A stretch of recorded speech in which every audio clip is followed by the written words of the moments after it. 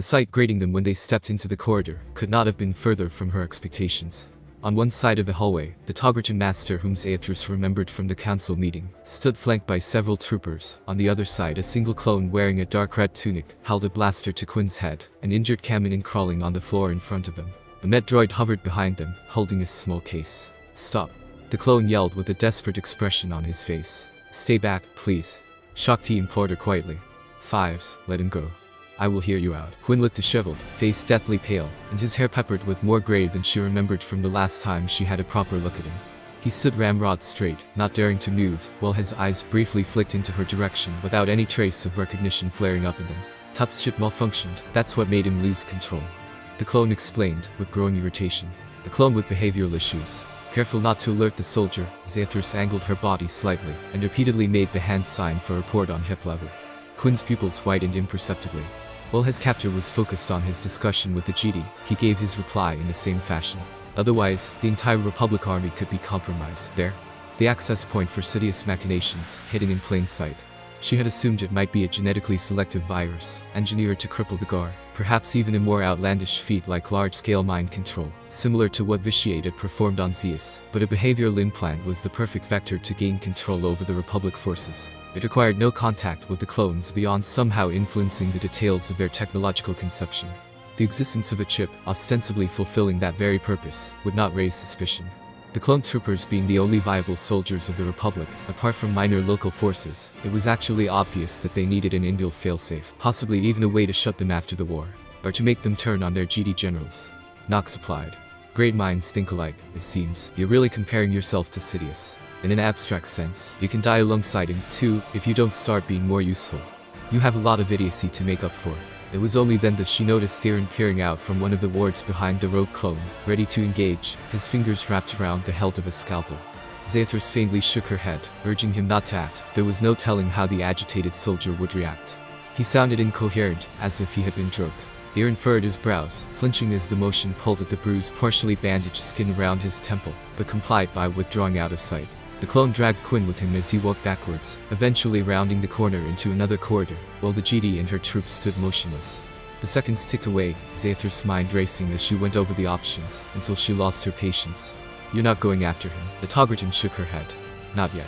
I do not think he intends to harm the hostage, but without the inhibitor chip we can't risk it. Rest assured that the fugitive won't come far.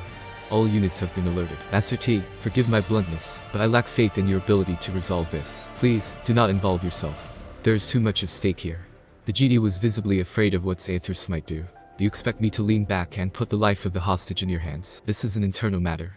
The repercussions. The calm on the master's wrist chimed, signaling reception of a transmission. Pierce pulled Aethys aside. "Shan's gone, too. Wasn't in the ward when I checked. He tends to wander off to play the hero. Just what I needed right now." She groaned quietly. Shakti pressed her lips together in a thin line, unhappy about the conclusion she had come to. "I concede.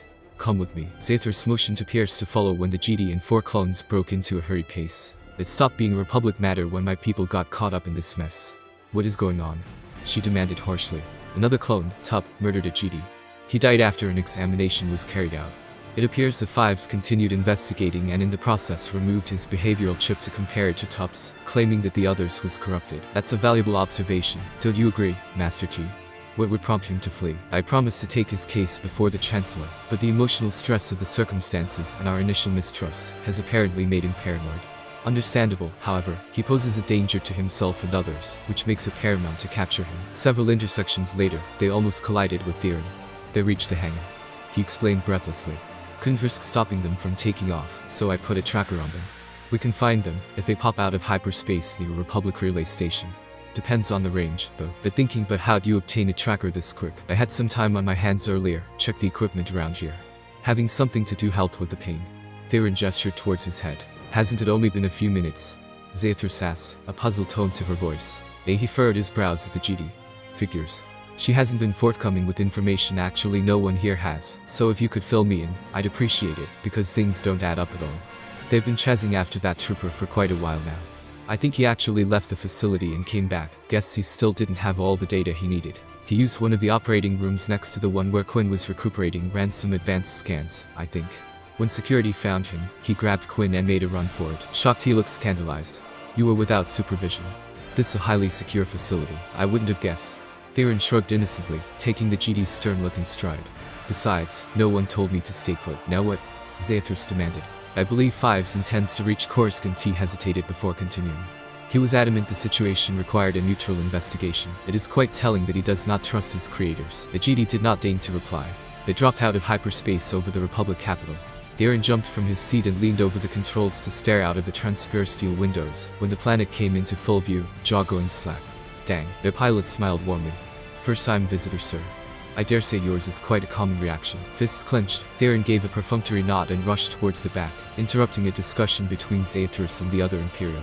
You're aware they added quite a few levels since the last time I was here. Like, a couple of hundred. I wasn't drugged, was I? Unfortunately, it's all very real. She lowered her voice. Do you have any theory why Quinn signed situation under control and follow? It does seems to imply he is willingly going along with the clone. Not really. What is he doing? I have no idea. What I can say for sure is that Major Quinn does not act impulsively. Zathras pointed out. Then again, he's always been a deceitful little crap. Pierce growled. So Theron looked between them. Are we going to talk about the bantha in the room? No? He repeated quizzically. The imperative word being privacy.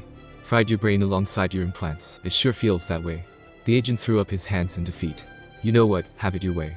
I am used to being kept in the dark. Just don't throw me on the sacrificial pyre this time. I just got confirmation that they indeed are on Coruscant. Their pilot called out from the cockpit. Good call, sir. When he had got their landing underway, Zathras approached him. Where would you go if you were Fives? Hard to say. I certainly wouldn't set out on my own. I'd always go to the vote I trust. Maybe he'd try to find someone of his unit to rely on. Then, let me check. The pilot made a few calls.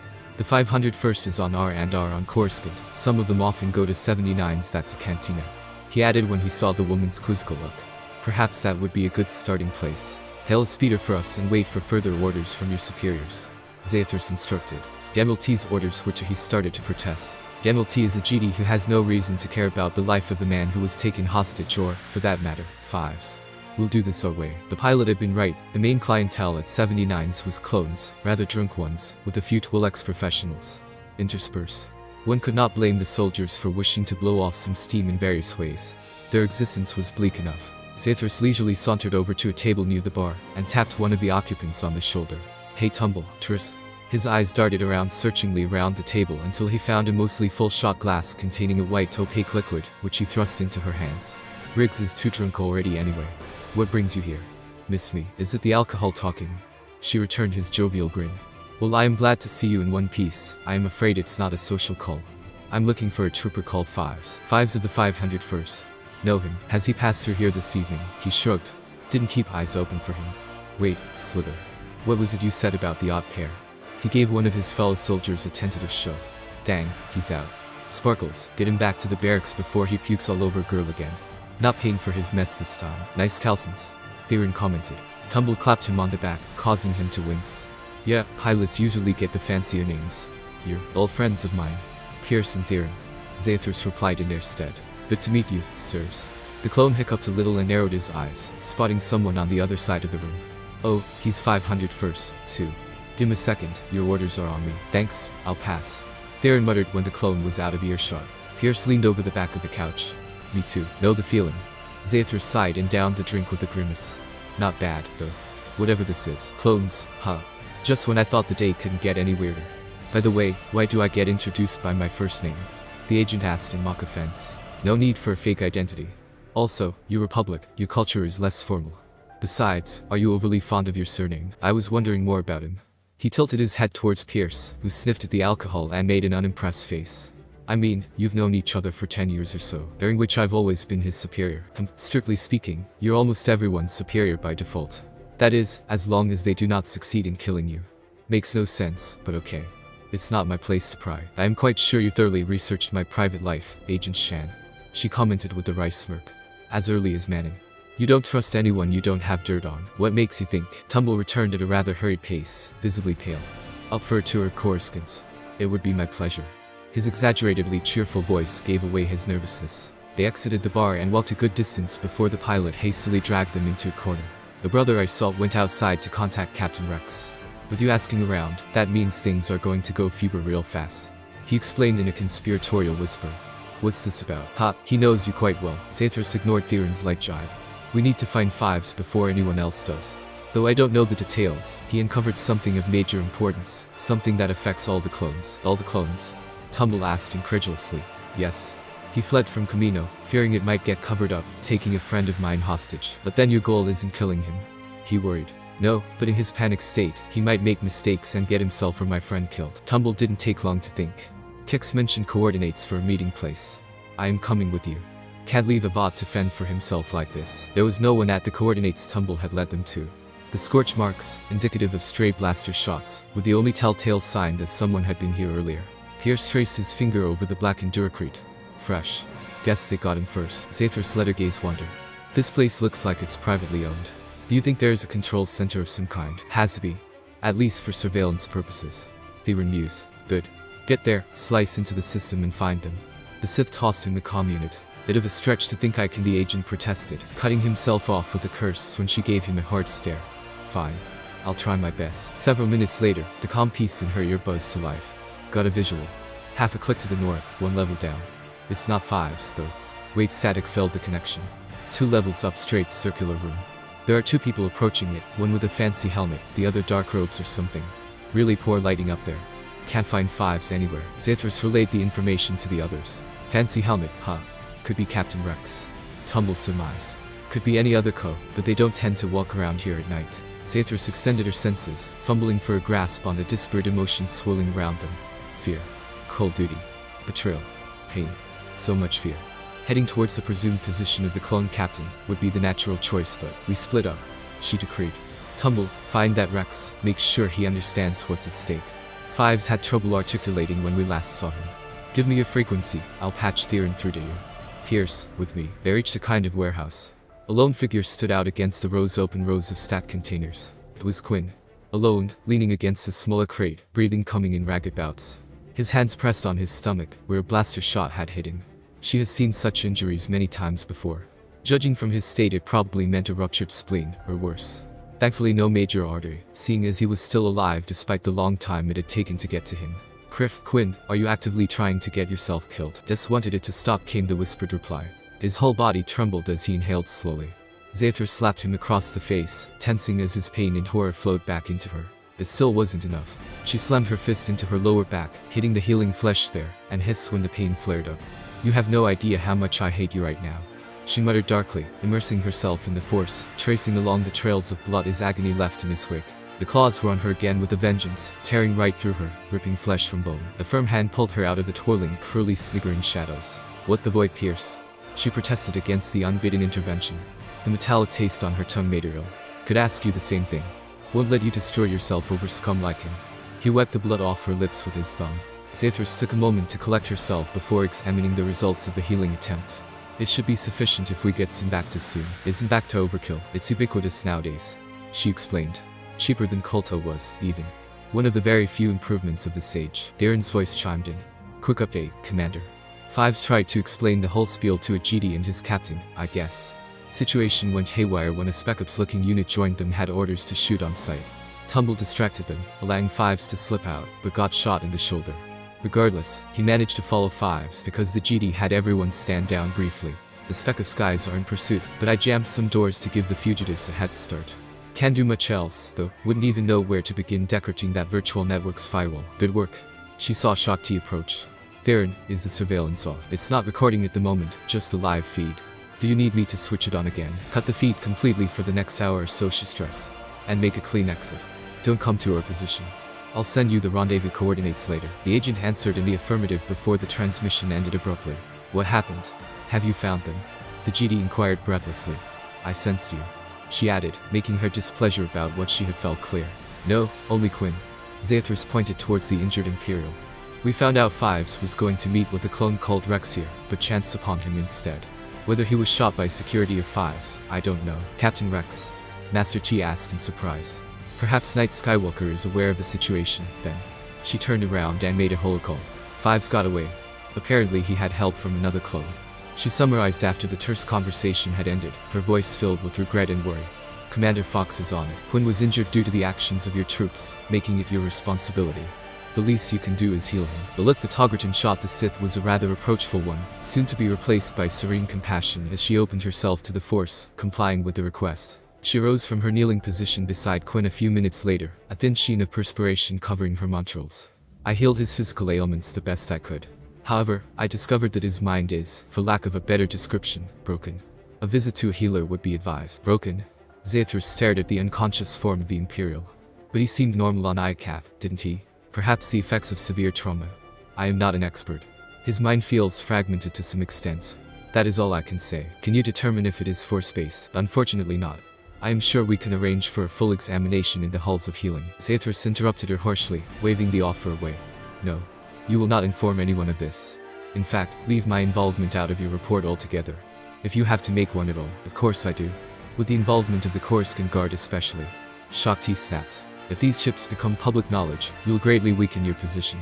The clones will be seen as a liability, undermining the Republic's war effort. But they are a weak spot, and as Commander-in-Chief, the Chancellor needs to hear of it. I cannot possibly lie to him. And the Senate will likely have to be informed of the malfunction as well. They need to agree to funding a complete examination of all clones if required. Malfunction? That's not the only thing you need to worry about. Zathras took a step back and crossed her arms. You'll be playing into Sidious's hands, if he isn't involved in this conspiracy in the first place. For the sake of the Order, you have no choice but to lie. Do you expect me to so nonchalantly to subvert my values? The Togrutan's reply left no doubt of her opposition to the suggestion.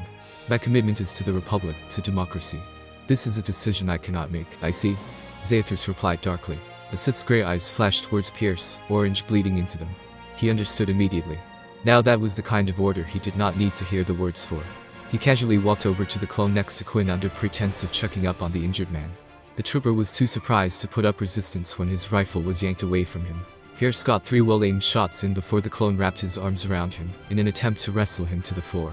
The GD crumpled to the ground, smoke rising from the charred flesh on her back.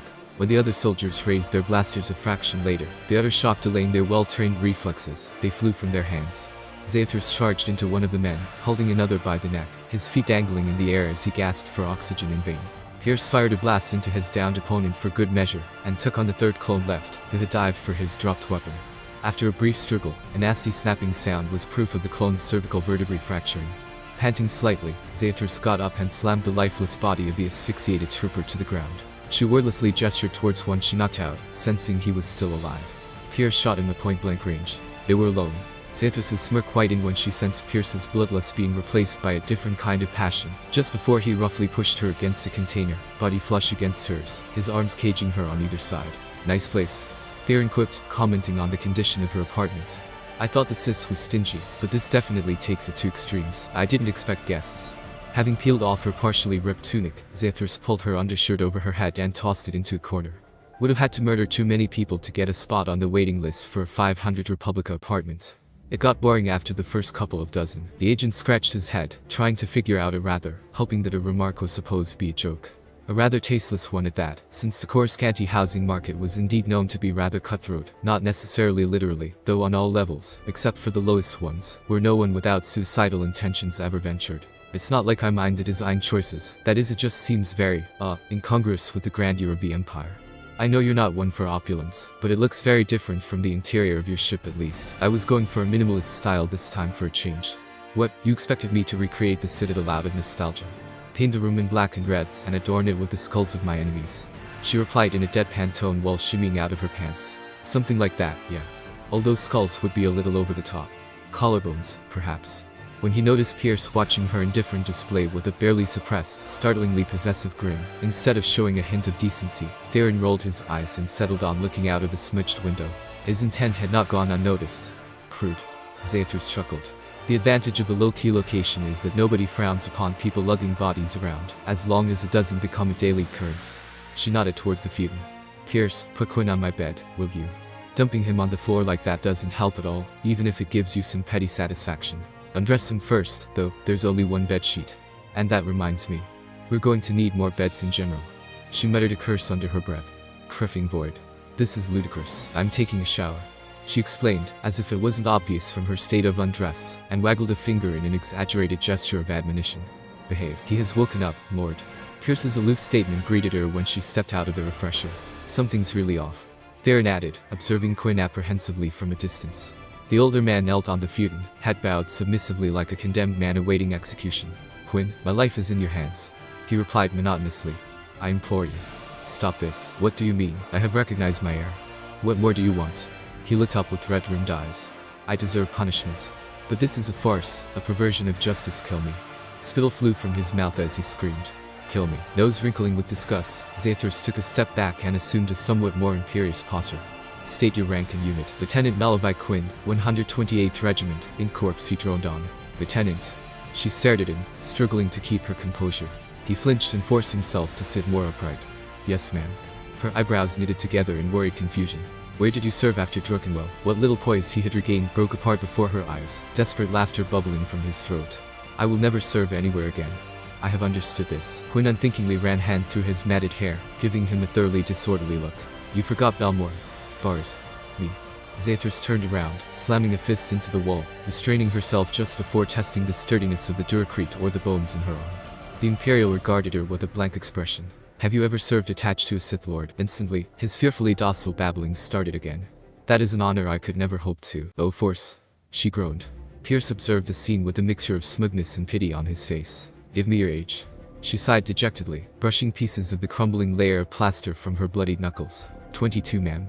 Quinn replied, appearing closer to crying with every question. Zathras turned toward Theron, biting her lower lip. This doesn't look like an act to you. No, I'm afraid not. Would this be a good time to ask what the heck is going on? I mean, not just with him. You haven't figured it out, Agent. I'm a bit fuzzy on the details. You remember ICAT? Theron nodded slowly. Zathras was about to launch into a full explanation when she realized the incongruence. Wait, why are you here? You told me to come here earlier. She had worked with the agent long enough to recognize his deliberately innocent face. Not in this room. In this here. You should never have ended up in stasis in the first place. I went with Pierce and Quinn. You were remotely plugged into the framework, attempting to slow down the activation of the weapon. Theron sculled his face into careful neutrality, which wasn't working as desired. I realized you needed help, so I went to the throne room, only to be greeted by an explosion. The next thing I know is waking up on an operating table on Camino with the worst headache of my entire life, and that's saying something. Something felt strange to Zathras about his demeanor. She could make out a strand of suppressed guilt, but it might simply be the shock of the drastic change in direction his life had taken.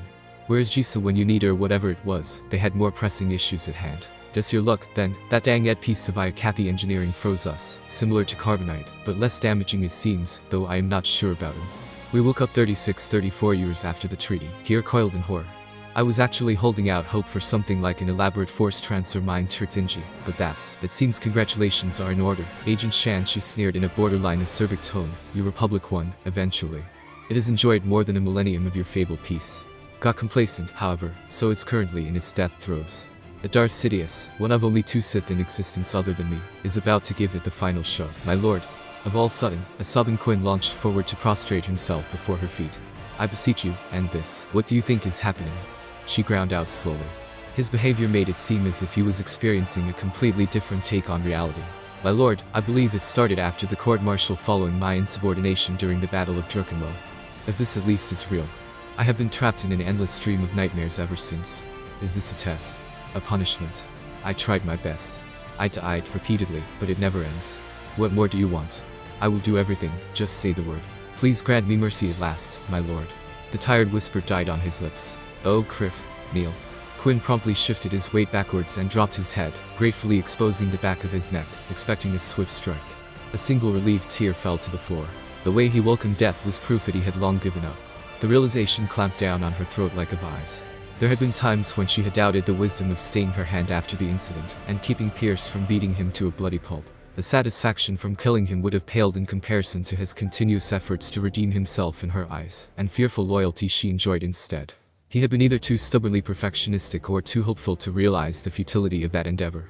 It was why she had not bothered to annul the marriage, simultaneously providing a cruel spark of hope for him, and driving the knife deeper into his ribs, reminding him of what he had thrown away. Pierce had been very obliging in that latter regard, although their dalliances predated even her ill-fated relationship with Quinn.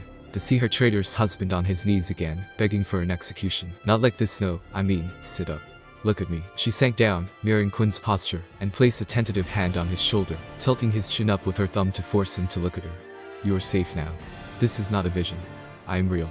You served under my command for 5 years. After Druckenwell, he flinched involuntarily. You were relegated to a dead-end post on Balmore, languishing there for 10 years, until Darth Baras called on you to spy on his apprentice. She took a steadying breath, smothering the rising anger. Me?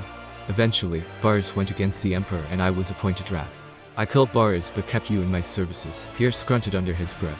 The Emperor later betrayed us all. As a result, I spent 5 years trapped in Carbonite, so I don't know what happened to you during that time. Sitting completely motionless, Quinn stared at her, his mouth slack. Pierce abruptly pushed himself off the wall he had leaned against casually.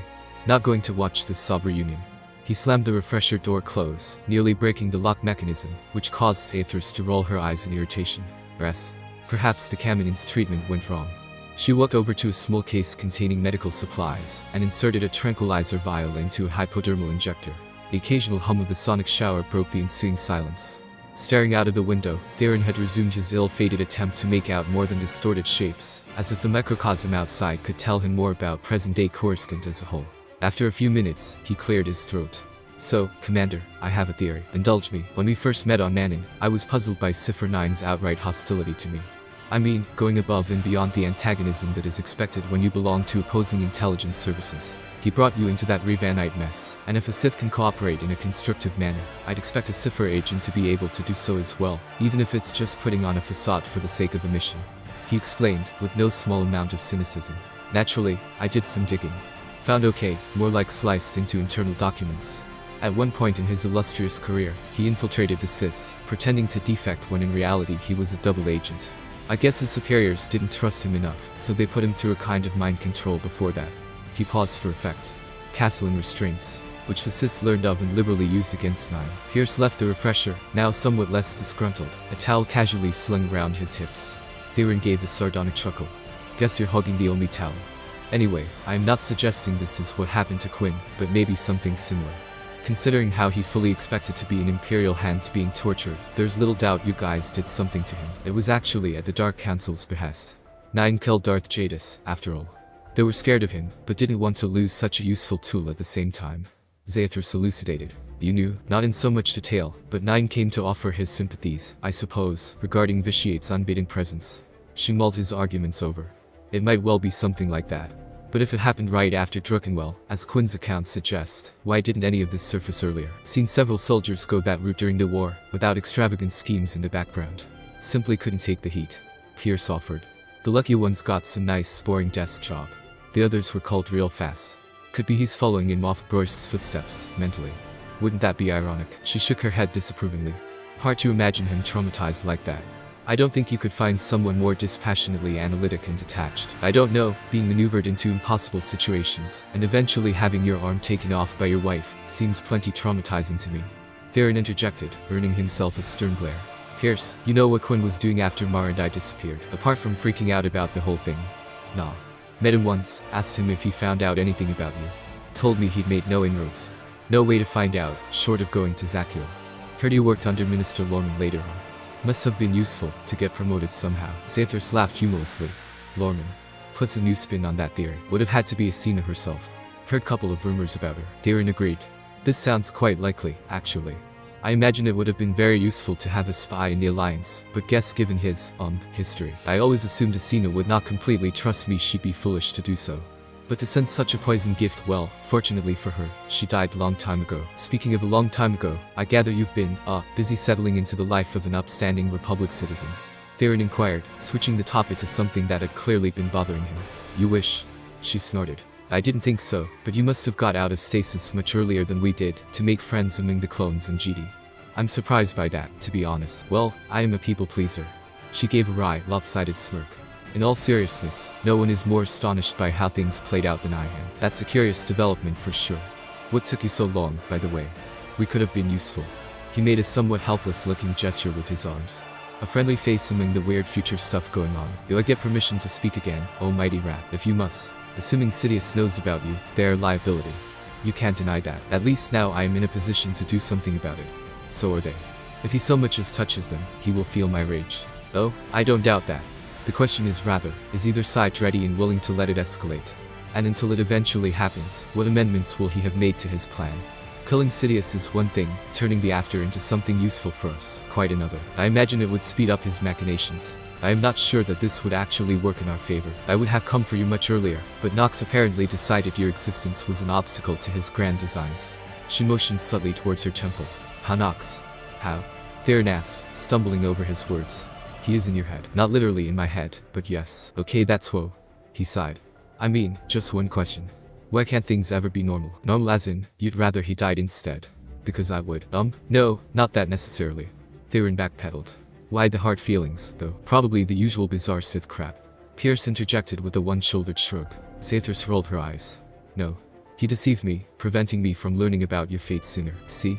Pierce grinned smugly, despite the dirty look she gave him. Sith crap. Nice to hear how much he values me.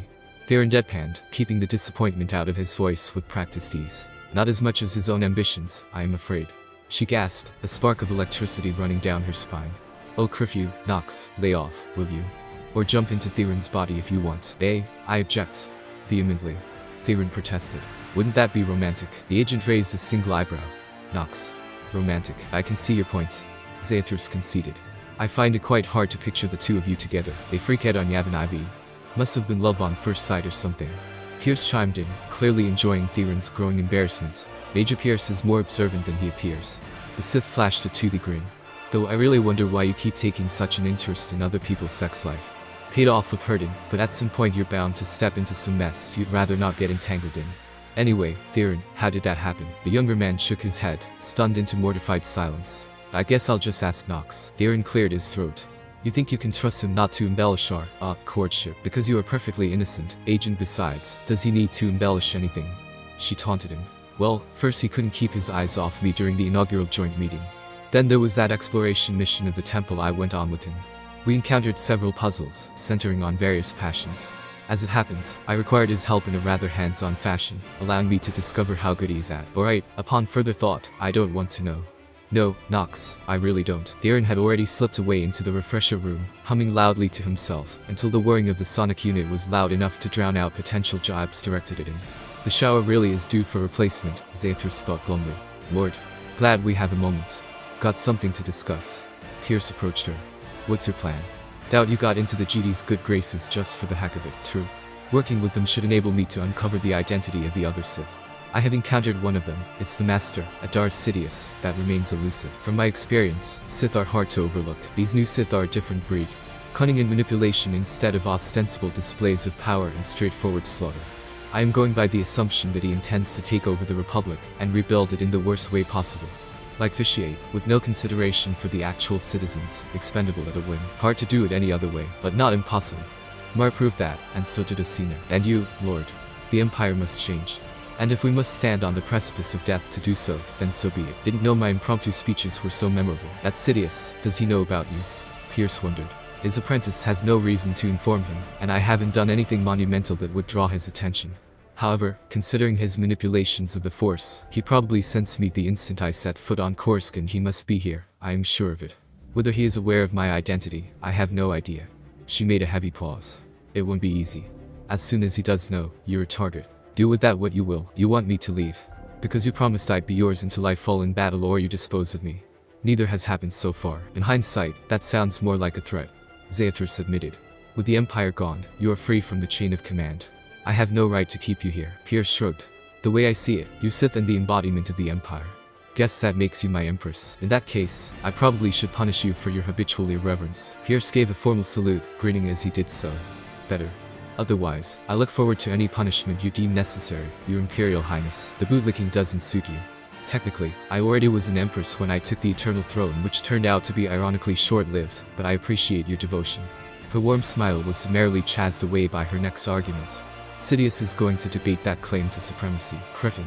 Like there's any pseudo-overlord you couldn't crush. I just came from a council meeting. Coruscant found the bodies of Master T and the unit that was with her.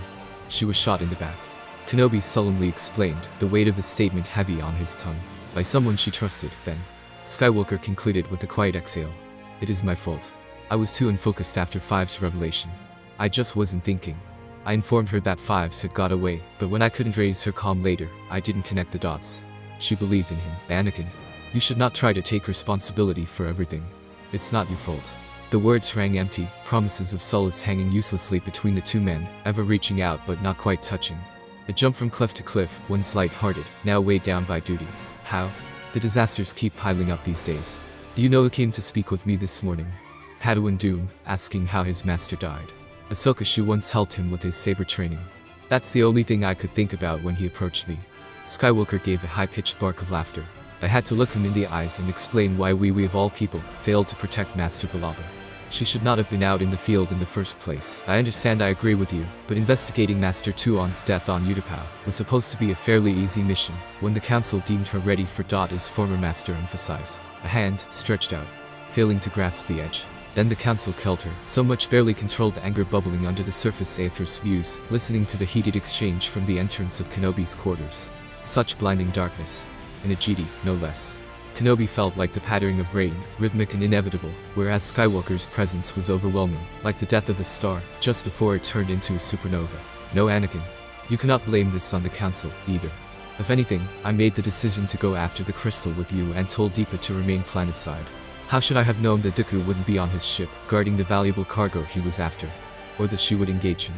Refusing to be goaded into further defending his actions, Kenobi drew a calming breath. We of all people, you say. This war has made us, you and me, both utterly reckless, with complete disregard for the living force. We are prone to jumping headfirst into situations while forgetting about threats to other people, because we have become accustomed to being able to solve everything.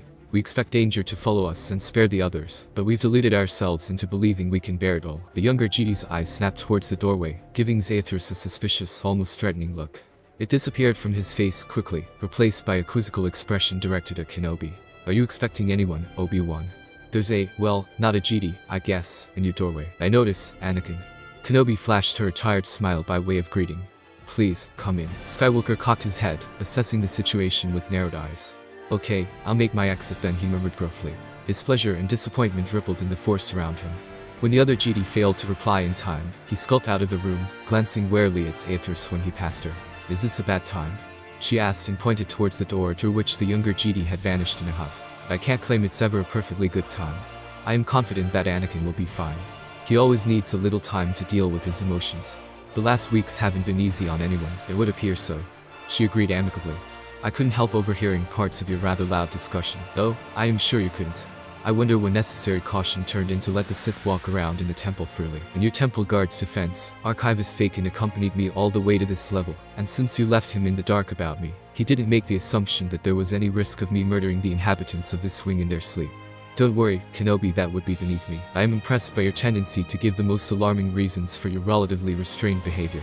Your mind must be a truly terrifying place, he remarked sardonically. Aethris threw her hands up, a gesture of playful arrogance. The long version is, of course. No, I mean you no harm, since we are allies, but even if we weren't, I'd rather slay a Jedi in combat than slicing their throats while they are helpless. I haven't killed a single Jedi since I woke, and frankly, it's not like my life is emptier for it. The old one does not count, he was halfway to the pyre anyway. If anything, it was an act of mercy. Likewise, the two females don't count because you did not deal the killing blow personally. Well, whatever makes the lie roll off your tongue more easily, you had hoped I had a complete change of heart. She steepled her fingers and rested her chin against the tips of the index fingers. In that case, would you agree to a compromise? I shall venture as far into the light as you are willing to tread into the dark. If you're so sure of yourself, you should not come to harm. And I promise not to let you fall. I just want you to understand, that is a demonic bargain. Kenobi stroked his beard in guarded bewilderment. I agree, I just sounded a bit like a holocron gatekeeper. She smiled, all teeth in sarcasm. Spill your own blood in exchange for knowledge, that sort of rhetoric. The offer stands, though. At worst, you'll suffer some nightmares. At best, you get to redeem a Sith Lord. Aside from the fact that this is not how the Force works, and I dare say you are patently aware of this, even if I were willing to take such a risk, I have no shortage of nightmares recently, though. Her interest was perked. The mission my former Padawan and I were just discussing. It was a close call. He dismissed the emotions rising up, accompanied by a wave of his hand, as if to translate the psychological into the physical. Let's not talk about it. What happened? You dropped out of contact. A couple of people were beginning to, worry. For my safety. How sweet. She gave a lopsided smirk. Oh, you mean they panicked? The reason for my sudden disappearance was perfectly benign. Senator Isker gave me a task that turned out unexpectedly out of the way and time-consuming. What kind of task? Kenobi prodded. Aethris gave a thoughtful hum. If I've understood the relevant statutes correctly, the Senate is not accountable to the Jedi. That's rather ironic, coming from a non-Republic citizen who happens to be a Sith. Tread very carefully, Master Jedi. That statement could be construed as harassment on grounds of religious affiliation. Are you serious? Kenobi shot her a baffled stare. You clearly spend too much time around politicians. You have no love for them, huh? Not particularly, no. He admitted. You would have liked the Empire, then. No squabbling senators around. Apart from the moths, there were just the local governors and civil servants whose necks you could snap with relative impunity if they annoyed you. My dislike for politicians doesn't quite go to such extremes. Giving a faint chuckle, she nestled a small package out of her jacket's pocket. By the way, your favorite not a GD brought you a little present. Tacking in spiced tea, the closest I could find to the blends I enjoyed in my youth. It was quite a challenge to match the taste profile, but the expertise of the tea vendors in the Chandlerlin Enclave on level 4895 is astonishing. She licked her lips at the memory of the tasting session she had enjoyed. No, it's not poisoned, I assure you. I wasn't going to question it. Kenobi accepted the package and carefully nestled apart the paper wrapping, exposing the clear mesh sachet containing the tea. I descend into utter paranoia sooner than later, if such things were at the front of my mind whenever you are concerned. Well, one could say you afford me the same privilege you give Sidious. The GD looked up with a rather taken-aback expression. He's obviously well-connected and exerts great influence over the major players in this war. And whatever the Senate tells you to do, you accept unquestioningly, even though it might come directly from your enemy, who has for certain infiltrated the Republic political scene. She spelled it out for her interlocutor, with no small amount of smugness. Kenobi hummed ponderously. Dooku claimed something similar a few years ago. Hundreds of senators are now under the influence of a Sith Lord, if I remember correctly. Tyrannus exposed parts of his master's plan to you. I believe he attempted to get me to join him. The GD admitted. Such a principled, yet sentimental man. For all his faults, it would really be a shame to lose Tyrannus. I dislike him. I am sure he'd be far easier to work with than you, seeing how predictable he is in comparison. I'd simply murder him, if he became a rival. You don't need to prove that in some regards, you're just as predictable. Surely you're not still cross with me, at least not to the degree that you would choose him over me. Cross does not quite cover it, but I guess I should thank you for the reminder that trust on the basis of past reliability is of little worth, unless accompanied by constant measures to ensure the other's unwavering loyalty. Lots of words, for I won't ever expose my back to you again. Zathras exhaled sharply, astonished by the naivety of the GD. You've known this for years without coming any closer to revealing Sidious's identity. Let me put it this way. We were all rather wary of accepting the words of a Sith as truth, and look where that got you. She gave him a patronizing smile. You make it really hard to help you. You're so deluded, you could probably sit in a meeting with Sidious without you recognizing him. Past failures coming to haunt us. Kenobi sighed in defeat. Shall we have tea? He asked to lighten the mood, receiving an eager nod in response. What was it that you said about Dooku to Skywalker? Zathras called out to him while he was in the kitchenette preparing the beverage. Well, I suppose you should be informed of such developments if you are to help us. Kenobi conceded. Dooku was on Utapau, attempting to purchase a Kyber crystal. Kyber? Presumably not to build a lightsaber. She quipped. No, we fear the purpose may be much more sinister. Master Yoda claims ancient Sith weapons always had a Kyber at their heart. Would you know anything about that? In the earliest days, perhaps. Later, they had become too hard to find, so the Empire diversified its technology. I mean, we didn't use synth crystals in our lightsabers just out of vanity.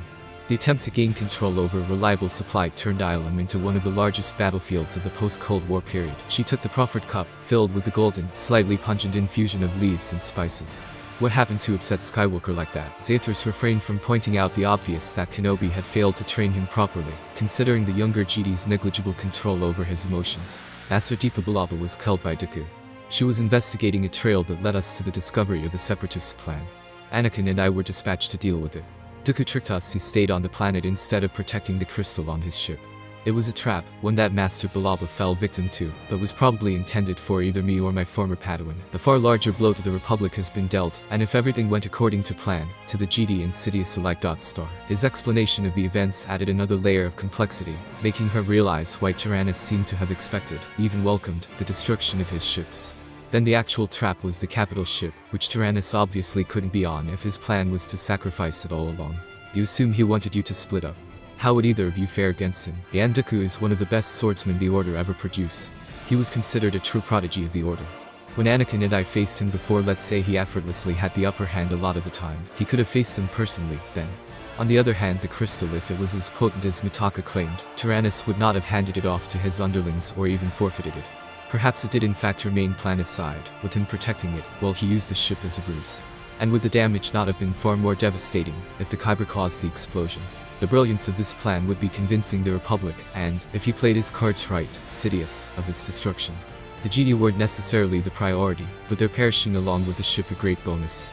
Two popular war heroes taken out with a single blow would be bad for morale. I gather Balaba didn't stand a chance. Clenching his jaw, Kenobi shook his head. In hindsight, she should never have been put on the case, or at least I should have made sure she had a chance of getting out of harm's way. While she was trained in Vapid by Master Windu, the technique he used in your disaster sparring session going up against Dooku was suicide in her state. Zayathras wondered. The Jedi Master had seemed quite capable, displaying incredible willpower for overcoming her lethal injury to deal a final attack. She might have had a greater impact if not for Tyrannus's interference. In all honesty, the surprise attack with the shard could have given her a critical wound. If the Jedi had had her wits together and aimed better, it was hard to mitigate the immediate effects of, say, a cut carotid artery quickly enough to remain conscious, let alone in fighting shape. She spent months in a coma after she nearly fell to the dark side. His brows furrowed with sadness. So what you did to Master Windu has an added element of cruel irony, she supplied. I was going to say bitterness, but this works, too. How's Windu, by the way? He has made a full recovery as far as I can tell. Nevertheless, I'd advise you to stay out of his way for the time being, and refrain from such shenanigans in the future. Duly noted. Next time, I'll simply follow through. Would not want to draw his ire. His loss is already painful enough. By the way, if you do face Sidious, make sure to send him. He might even last a minute or more. Kenobi tapped his fingers on the table, deliberating about his next question. Why did you ask me about Dooku's skills? When you have faced him before, on Farnus 2, what happened there? We fought. Disoriented from the stasis, I could not hope for more than a stalemate. So I retreated when the opportunity presented itself. There is nothing more to it. She gave an idle shrug. Impossible to tell if he expressed the full range of his powers. Kenobi nodded his reluctant acceptance of her words. That means he knows who you are. Hence, it is safe to assume that Sidious does as well. Not necessarily. Tyrannus could have withheld that piece of information from him to cover up his failure to kill me, or his leverage. Leverage? I don't think I'll ever fully understand your way of thinking. The moment you could, you join me. She shot back, the corners of her lips curling up. I shall make a concerted effort not to understand, then. Would you be able to identify Sidious if you stood before him? Unfortunately, I cannot say for sure. I am warrior first and foremost. I just don't have the patience for all the esoteric knowledge required for sorcery. Not being blindsided like you with your reliance on the light, I have a distinctive advantage, but undoubtedly, he projects a false aura on top of keeping his public persona spotless. Conversely, though, with the faintest suspicion he would sense something was off about me practically immediately, so I do hope I have not met him yet. Considering I don't know anyone of significance, that's hardly an issue so far. It's a good thing, then, that Master Yoda shielded the venue during our combat practice. I bet sensing another Darksider in the temple of all places would have thoroughly confused him. Admittedly, considering the control he has over the Force itself, he is bound to have noticed an oddity already. I actually expected him to make a move by now, so either he very sure of his plan, or afraid to expose himself. Would it be a viable approach to draw him out by revealing your identity, in order to derail his plan? Kenobi suggested. With the role of 2, he must have focused on the Jedi and keeping his apprentice in check, but would not have accounted for another Sith appearing out of nowhere. It's an avenue worth exploring. Although I believe it would merely speed up things and likely create enormous collateral damage. Besides, depending on who he is, he might be able to turn my involvement against you. For example, fabricate evidence that I was the Sith pulling the strings, and collaborating with the Jedi to cement their power. The general population is unlikely to distinguish between Force users adhering to different philosophies. She got up and walked over to the window, watching the hypnotic pattern of the airspeeder traffic against the backdrop of the darkening skyline. I really wonder what he is waiting for. The Republic is drowning in debt, ruled through emergency powers. The war itself could go on for years. It will take a while for it all to collapse naturally, without the overall situation shifting drastically. While the Banite Sith had waited patiently for several hundred years to put their plan into motion, their ostensible passivity at such a crucial point in time was out of character. There had to be a decisive element lacking a suitable replacement for Tyrannus. The completion of that hypothetical superlaser. Whittling down the number of Jedi. A ritual to increase Sidious's powers. Maybe he simply got sadistic enjoyment from toying with all those lives, but with his having his hands in nigh everything, he would needlessly risk the exposure of his machinations. If an outsider like her could discover several vital threads, even though the key information allowing her to piece them together into a coherent narrative still eluded her, the Jedi at the very least must have come into direct contact with people or situations influenced by Sidious. Then again, they were not particularly observant, as evidenced by the fact that even the spur-of-the-moment cover-up of her involvement in the escape of the rogue clone had not roused suspicions. It would have been quite difficult to give a compelling explanation for that. Tell me about the other Jedi who died, she asked, keeping her voice level. You overheard that too? Kenobi rubbed his eyes with his palms. Tup, a clone trooper of Anakin's regiment, murdered Master Tippler, prompting another clone, Fives, to investigate. Fives came to Coruscant claiming to have found evidence for a conspiracy, and eventually shot Master T during his escape. Apparently, the clones are implanted with a biochip to reduce their propensity toward violent behavior, which malfunctioned. Even non-engineered combatants sometimes snap under pressure. She interjected, already having heard the details. How come you are not aware of the chipper's purpose? It's your army, shouldn't you have full control over the properties of the clones? The way we came into possession of the clone army is somewhat, peculiar. It was commissioned 13 years ago without the Council's or the Senate's knowledge. Zathras turned around and silenced him with a glare. Wait, the clones are actually 13-year-olds. There were 10 at the start of this war. Are you out of your mind? She had always found it strange that the Chiss operatives she had encountered tended to be much younger than herself, apparently due to their species reaching maturity faster, but in the case of prepubescent humans, this was really pushing it. And here I thought sending young Padawans on the battlefield was morally questionable. What possessed you to engineer children to die as cannon fodder in place of your wretched, decadent citizens? The Kaminoans accelerated their aging process. Kenobi trailed off meekly, clearly as disturbed by the circumstances. Still, they don't have adequate life experience. What little they have is pitiful. So much for the moral high ground. Revolting. Building the foundation of the Republic's survival on the corpses of teenage slaves. Zathras scoffed. And speeding up their development, doesn't that conveniently allow you to get rid of them soon after the war, once they've done their duty? No need to dirty your fingers, they'll just have an early natural death. How does Sidious manage to get the order as a whole violate your own dang teachings? In our defense, we didn't plan it that way. Tyrannus had a hand in their conception, though to what degree, has remained unclear. Their jaw went slack. Your enemy commissioned an entire army for you. And you simply used it unquestioningly. We had no choice. If we had refused, the Republic would have lost before the war even began. By the times we realized our folly of fanning the flames of this war of attrition, designed to reduce our numbers on top of plunging the Republic into economic ruin, it was too late. You said it yourself, we lost the moment we stood up to protect the Republic. We learned of Tyrannus's actions only months ago. Let me guess, you covered that discovery up, so that the Senate would not learn of your weakness and a major design flaw in their army. Kenobi nodded weakly. Your dependence on the Senate will be your undoing. You just carried on as if nothing was wrong for 3 years, during which we fought side by side with these men, who have shown nothing but devotion and competence.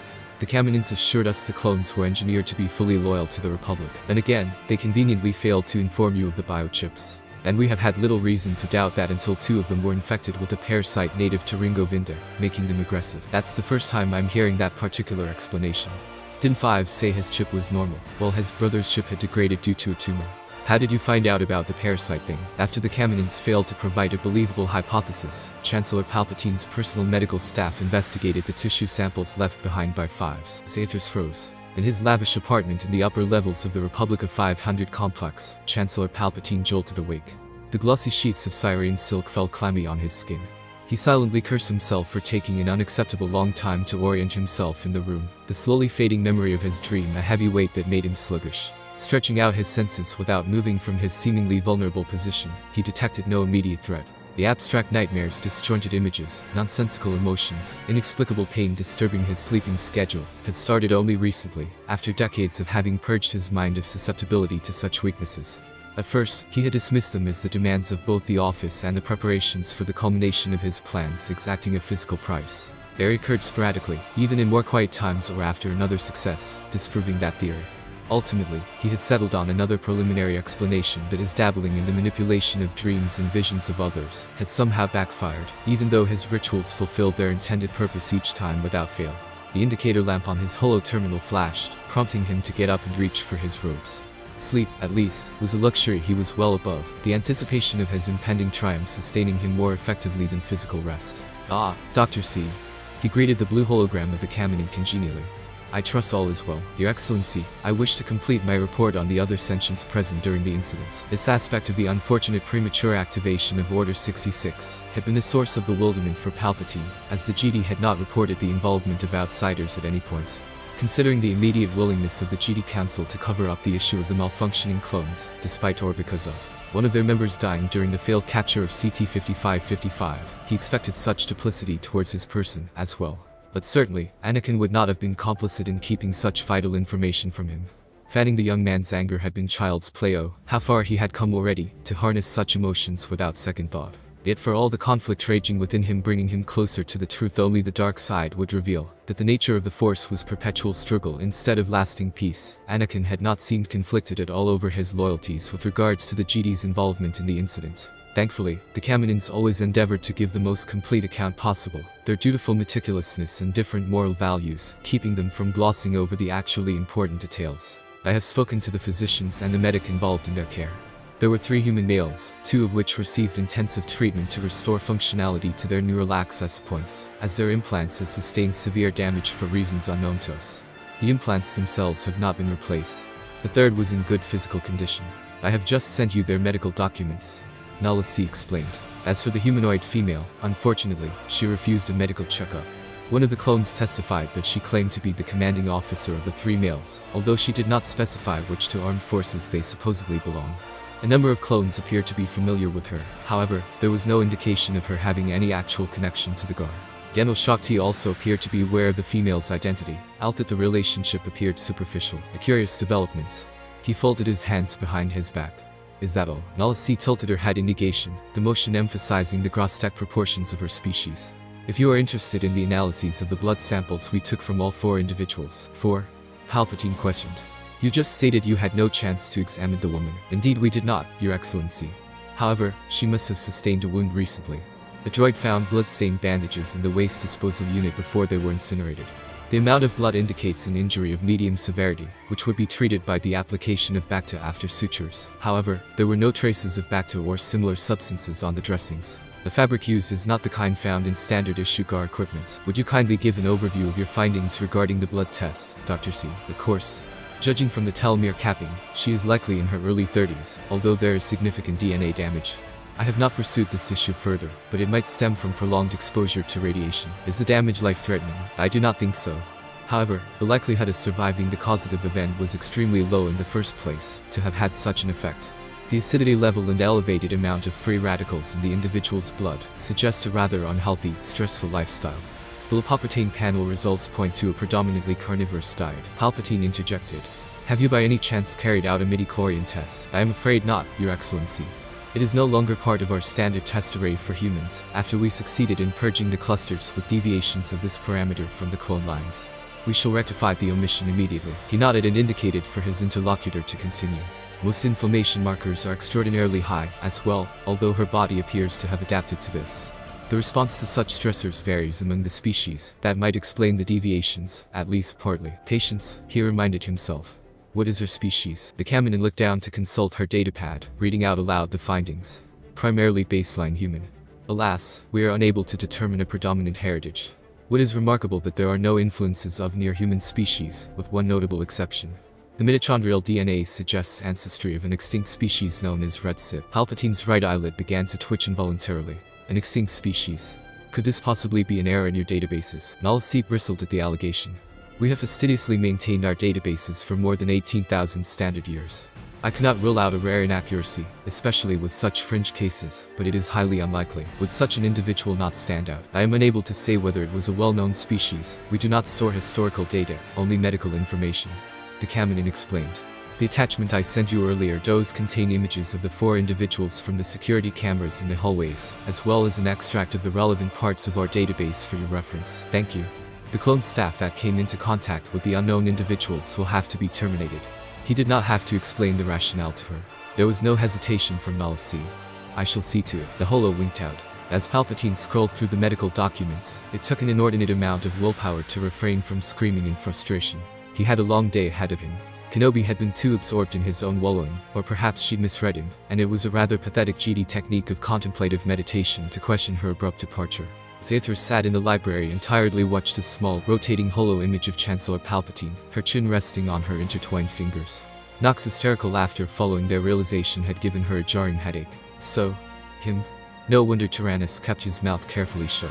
The threads all come together, weaving an extraordinarily intricate web of deceit. Worldly and force powers concentrated in one hand. The effort of a millennium, a veritable work of art which is almost too uniquely beautiful to destroy. He could be a puppet, though. Considering the incredible complexity of the whole plot, it makes much more sense for Sidious to be the Chancellor, instead of controlling him. If it is him, he wins points for originality and resourcefulness. There is practically no way for us to take over his operations and power base. It's all tied to his person. Would you even want to rule the Republic? Not like this, no. The same way I never wanted Zaku'lite to inherit all that is wrong with it in the first place, and anything short of raising the corrupt parts to the ground won't be enough to get rid of the stains. In the end, it comes down to simply killing Sidious at an opportune time, and then finding a way to work with the pile of rubble that is the galaxy. I don't care for his finesse. Let the world tremble and tear itself apart. I am Sith, and I endure. To build up something new. To make it our own. It's blunt, but I admittedly like this. I suppose there's a reason why the Sithari is supposed to destroy the Sith before making them more powerful than ever. Sithari. I am surprised you haven't choked on your ambitions yet. She returned to scrutinizing the holo, as if it could somehow reveal the essence of the man depicted. The physique of an aging politician. Benign, but astute grandfatherly face. Not a trace of corruption. You don't get laid when you're as hideous as the amount of power he probably holds would make you in the long run. I don't think Sidious shares your pleasure-seeking streak. Well, nor would someone looking like Malgus or Darth Maul get elected Chancellor. Wait, you didn't meet her. Maul of all people managed to become a Darth Counselor, even. She was quite a sight, probably the closest a human get to being a Takata. Anyway, as you know, there are ways of masking the dark side effects reliably, instead of using your hit-or-miss approach of suppressing or avoiding their permanent manifestation by sporadic controlled use. So, yeah, and good pure genes. Knox scoffed. Generally, it's the experimental stuff that has the worst effects. High risk, high reward, as per usual. You didn't look that bad, for all your crazy research. Also, this helped immensely, and I did use the masking, to a limited degree, though after ICAF happened, I simply had no reason to care, apart from not wanting to end up looking like Sash, which you probably did, in view of your advanced age. Knox sighed. Let's just say I am looking forward to obtaining a younger body again. There is so much more to experience, and you sound a lot like Vitiate. Only, I have no intention of being a farmer for even a fraction of my future lifetime. That's a fate only marginally better than slave work. Oh, you're back. An excited voice called out behind her. The archivist circumnavigated a smaller shelf in the statue, precariously balancing the stack of books he was carrying, and sidled into the seat next to her, cluttering the whole surface of the desk with the ancient-looking tomes. The infectious smile, brighter than the one he usually wore when engrossed in his work, withered instantly upon seeing Zathras' somber expression. What about? Bacon squinted at the miniature figure, raising an eyebrow when he recognized the person depicted. Chancellor Palpatine put you in a bad mood. She tapped a button far harder than necessary to collapse the holo image, biting back a caustic remark. What happened to put you in such a good one? One of my contacts claims to have found pieces of several artifacts. Bacon's face lit up again. If he is right about their provenance, they could point to a Republic research excursion to Rishi almost 2,000 years ago. The original records and excavated relics were lost during the new Sith Wars. Their discovery would be quite a breakthrough. For what purpose? Hard to imagine this could be useful in these times. Isn't the pursuit of knowledge enough reason? If we lose even that, we might as well surrender and die. The GD softly brushed the dust off one of the books. But your objection has merit. Normally, I would go on such a retrieval mission on my own, but the war has complicated matters. My contact is quite distrustful. Never ventures into Republic space, either, so he proposed to meet in Hutt space. Due to, he exhaled bitterly, recent events, the secondary councils are on high alert. Strict requirements have been imposed for recruitment missions and outbound research. Which means I am in a quandary now. His smile shrank to a nervous smirk. Technically, I am senior enough to get the authorization, but as you've seen, my combat skills are, not exactly top-notch. I don't have a Padawan and I can't ask another knight to accompany me, because that would be poaching from the ranks of those needed on the front lines. Actually, pretty much everyone who is a better fighter than me has already been dispatched to a battlefield or is obligated to stay in the temple regardless, so everything considered, the situation is really inconvenient. Why don't you meet in a safer location? Zathras inquired. Legal reasons.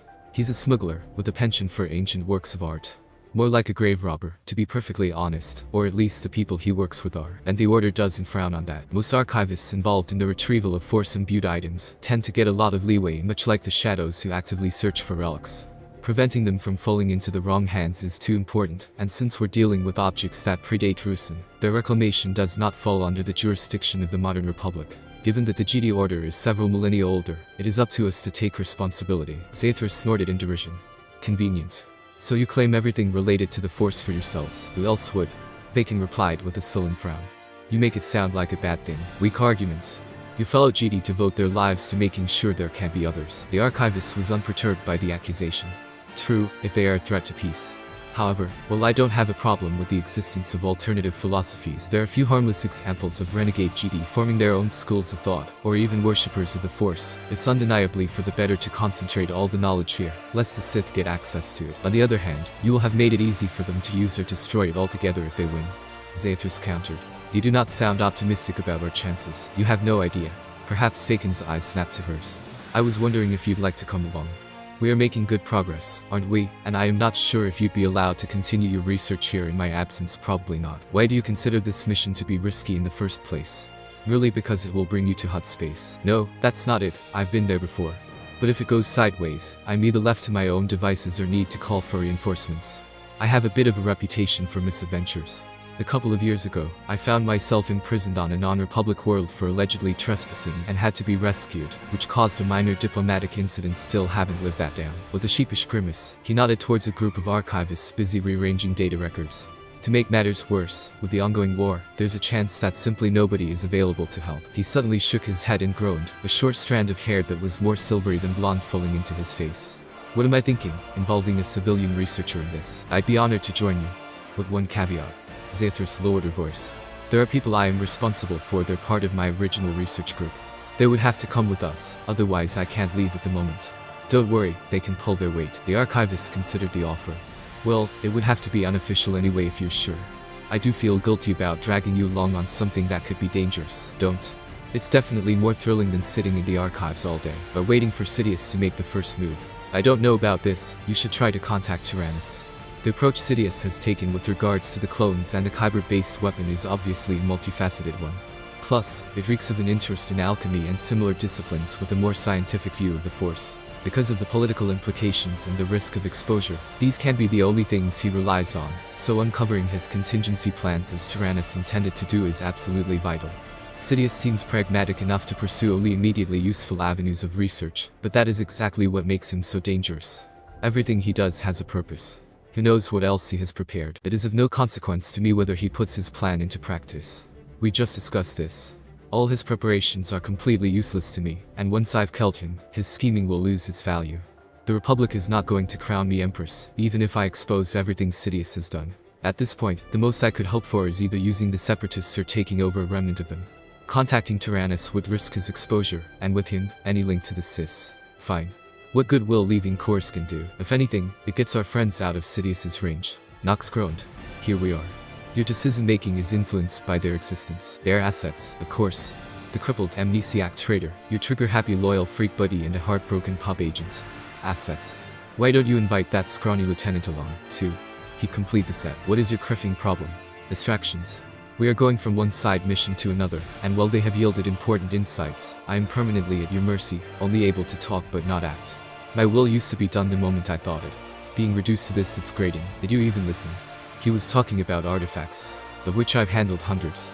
Rishi, though, well, I can't talk you out of it, anyway. The trip to Nar Shaddaa was a painfully awkward affair, with Quinn refusing to talk in general, and Pierce pointedly ignoring the GD, while tinkering with a blaster he had apparently obtained in some back alley deal. Only Theron tried to make small talk that eventually turned into somewhat of a friendly, but overly direct interrogation, before Zathras had him join Quinn in analyzing the ship to familiarize themselves further with modern technology. The timing of their little excursion left a lot to be desired, but with Sidious likely in a position to find out about her companions, and, since she was on the Senate's peril, her whereabouts as well, it was good to get some breathing space. She had already begun to feel somewhat paranoid, as if the disembodied eyes of a shadow were watching her. It was hard to tell how much of this was her own imagination, instead of an actual warning from the Force. Being intertwined with Knox's increasingly intrusive presence made meditation a confusing, disorienting affair. He seemed to have grown more comfortable while her body was taking a toll, forcing her to deal with insomnia, constant pain and the occasional self-electrocution whenever his temper flared up. It was chipping away at her patience and sanity. Although it would constitute a great risk, both in the process and by losing control over him, she longed for the day when he decided to inhabit another body. Without the possibility of testing whether she could shield her mind from him at all, she tried very hard not to wonder whether that development was a natural one, or if he was taking up more space on purpose. Perhaps out of spite after their falling out, or Knox being Knox in that he always had more far-reaching plans than he let on. He was uniquely advantaged unless he actively communicated with her. His presence was mostly silent, with the exception of his emotions bleeding into hers at times. Then again, she should probably be grateful for that. The thought landscape of someone void bent on torturing and killing his foes in the most artistic ways imaginable could not be a particularly edifying one. Aiken's twisted contact was an entertainingly gruff Ugnaught smuggler. The archivist had opted for decidedly on-GD-like clothing, giving off the vibe of a bounty hunter barely scraping by, the emphasis on barely. As such, he blended in perfectly with their surroundings, although a cantina, despite the private booth affording them a little discretion, was probably not the best location for handing over dusty artifacts in an even grimier box. Case in point. The discreet, but far from friendly pairs of eyes on the three of them. The Ugnaught gave a drawn-out, suspicious grunt and pulled the unopened case back. Vacan sighed and tried to placate him. I know you do not tell tales. It was not my intention to insult your integrity and by extension, that of your mother.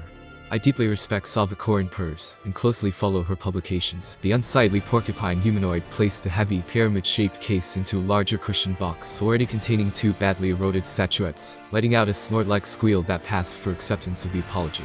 The GD turned towards Aethys, explaining, he refuses to open that metal case, citing an inscription near where he found it, which he quite conveniently failed to take a recording of. I know it sounds terribly cliché. He shrugged the concern off. However, we've worked together long enough that I am confident he would not trick me, and I can actually sense that there is something inside the case, so together with the other items, it's already worth it. Aethys almost laughed out aloud at his naivety. Anyone with a shred of force sensitivity should be able to sense that, and if one paid attention, also why one would not want to open it carelessly. Knox was giddy with excitement, making it a nauseating chore to suppress the dark swirls of his emotions. What remained was an unpleasant tingling sensation all over her body that put her even more on edge than the hostility emanating from their dodgy audience already caused her to be. She slid over to the archivist and put her arm around his shoulder in a jovial half-hug, causing his body to stiffen in surprise. "You're aware that we are being watched?" she whispered, half amused by the situation. Contrary to expectations, Bacon's fears had not been unfounded. The GD blanched. "Who? At least 4 individuals. Cloak guy at the bar, Ratataki female in the corner, the 2 shifty Rhodians. The bouncer of this place is probably in on it as well. Are you sure you weren't followed?" Bacon asked his contact in a low voice, who bristled at the perceived slight, the ends of his mustache curling up. "Stay civil. Does it matter who brought them here? Get the transaction over with," Aethys commanded impatiently. "Do you have a plan, Bacon?" The archivist slipped the Ugnaught a credit chip and reached for the package. "Sitspit." He cursed quietly, the Ratataki murmuring into her calm as if on cue, constituting proof that their attention really was on his actions. Hearing the expletive, Aethys gave a brief chuckle. The etymology of that expression was bound to be a weird one, which earned her a funny look from her companion. "Well, this could go badly either way, depending on what they're after. It would be best if we split up to divide their forces," the GD suggested. "Would you get Cal to his ship?" "Of course, but are you sure you can take them on?" "No. Still I must do my duty, and putting you in acute danger over GD artifacts is unacceptable." He reached under his tattered vest, fingers brushing over the hilt of his saber. "May the force be with you." Once the 3 of them had left the establishment and gone their separate ways with the supposed bounty hunters nowhere in sight, Aethys activated a wrist comm. "Pierce, meet me on the way to the landing area, near that row of food stalls beneath the giant floating ad with the mostly naked Twi'lek dancer. Hurry, but watch yourself in the Nikto sector. And if you manage to get that blaster operational, make sure to bring it. Number. Cal, the diminutive smuggler, was still likely voicing his displeasure at the course of events, an agitated stream of grotesque noises bubbling from his snout, when Pierce fell into step next to her. "Lasso works," he stated simply when Aethys eyed the rifle slung over his shoulder. "I hope it won't blow up in your face when it overheats." Pierce gave a derisive snarl in reply. "Not military grade, but better than it looks. Got an idea for an additional tweak, too." "I am glad to hear it. At least one of us has an actual weapon now. You might even need it, if you're lucky." The Ugnaught glanced between them, his snout wrinkling in apprehension. Get the smuggler to his ship unharmed and make sure Theron gives it a sweep for unpleasant surprises before takeoff. Might have a few bounty hunters on his trail, but I think they're after the goods instead of him personally. They haven't attacked us so far, which doesn't bode well for Bacon. "Got it." Pierce jerked his head impatiently, indicating for the smuggler to follow him. "You're off to save the GD. He's useful. And well, he has the artifacts." She gave the Imperial a sharp nod and turned on her heels to head back towards the Cantina. Bacon was indeed in dire need of saving. He had not come far before being cornered by the assailants, his back against the wall of a dilapidated droid workshop, saber in a guard position in front of his body. The container was on the floor behind him. 4 enemies in melee range, 1 sniper across the chasm, several levels above them. Aethys briefly considered waiting to see how he would fare against the bounty hunters, but the risk of the artifact sustaining damage was too high for such experiments. She moved to a position that afforded her line of sight with Bacon, and concentrated on the sniper on the opposite building. Bacon deflected a volley of blaster shots. The action left him open to the wire that shot out of the cloaked human's bracers, and wrapped itself around the saber's hilt, which was subsequently ripped from his fingers and rolled towards the edge of the level. Her cue. She pulled on the sniper's form, who was hauled over the windowsill, and plummeted towards the distant ground with a blood-curdling screech. Distracted by the expected fall of their associate, the others were taken by complete surprise, realizing their situation only after smoking, cauterized holes appeared in their chests. The last surviving Rhodian attempted to raise his blaster, but could only stare at the scorched stump of his arm, the sudden pressure on his throat announcing his impending death. Bacon scrambled backwards in panic, his palms catching on the sharp ridges of the rubbish on the ground. The pain did not register with him as he gaped at his companion, the sight of her blazing orange eyes imprinting itself on his mind. His back made contact with the garbage container, and even in his confused daze, he realized that putting up a fight would be futile. There's no death, there's the Force. He repeated the whispered mantra, cowering before her, resigned to his demise. You don't look particularly grateful for the rescue. Zathra stretched out her senses, feeling for more threats in their vicinity. The sniper appeared to be dying slowly, her pain bleeding into the Force until it abruptly disappeared. By the way, what did you expect me to do after taking care of your contact? Did you think your plan through? The GD opened his mouth to reply, but no sound came out. You took quite a beating. Can you walk? I'd rather not have to carry you all the way to safety again. Safety? He sputtered, a disbelieving huff of laughter dying in his throat. Zathra thumbed off the saber and clipped it to her belt, before picking up the box containing the artifacts. Your ship. The Ugnaught made it off Nar Shaddaa in one piece, so all that's left is getting back home. She clarified, dangling the box in front of his face. And I'm sure you can't wait to analyze the contents of this. In the end, it was utter terror rather than trust that compelled him to comply. Once they had returned to the ship, Bacon slumped in a corner as if to hide from it all. Zathras ignored him and sought eye contact with Pierce, who nodded, indicating the success of his task. Quinn, I hope you're ready to get us off this wretched moon. The GD is in no state to pilot. The Imperial stiffened, but immediately went to work instead of voicing his nervous protest. Went that well, huh? Theron commented upon seeing the color of her eyes. When is a trivial mission ever just that? My lord, should I set course for Coruscant? Quinn inquired when they had passed the moon's orbital defenses. Enter hyperspace. I don't care where to, as long as it's not rim-ward, takes more than a few hours, and doesn't require us to drop out in Cis-controlled space. She turned towards Fakin with a smile and lowered her voice to an ominous purr.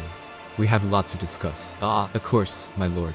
I shall analyze the options first to avoid the blockades. Zathras waved his prattling off and hauled the GD up, who had apparently mustered the courage to glare at her in defiance. There are two ways this can go, Archivist Fakin.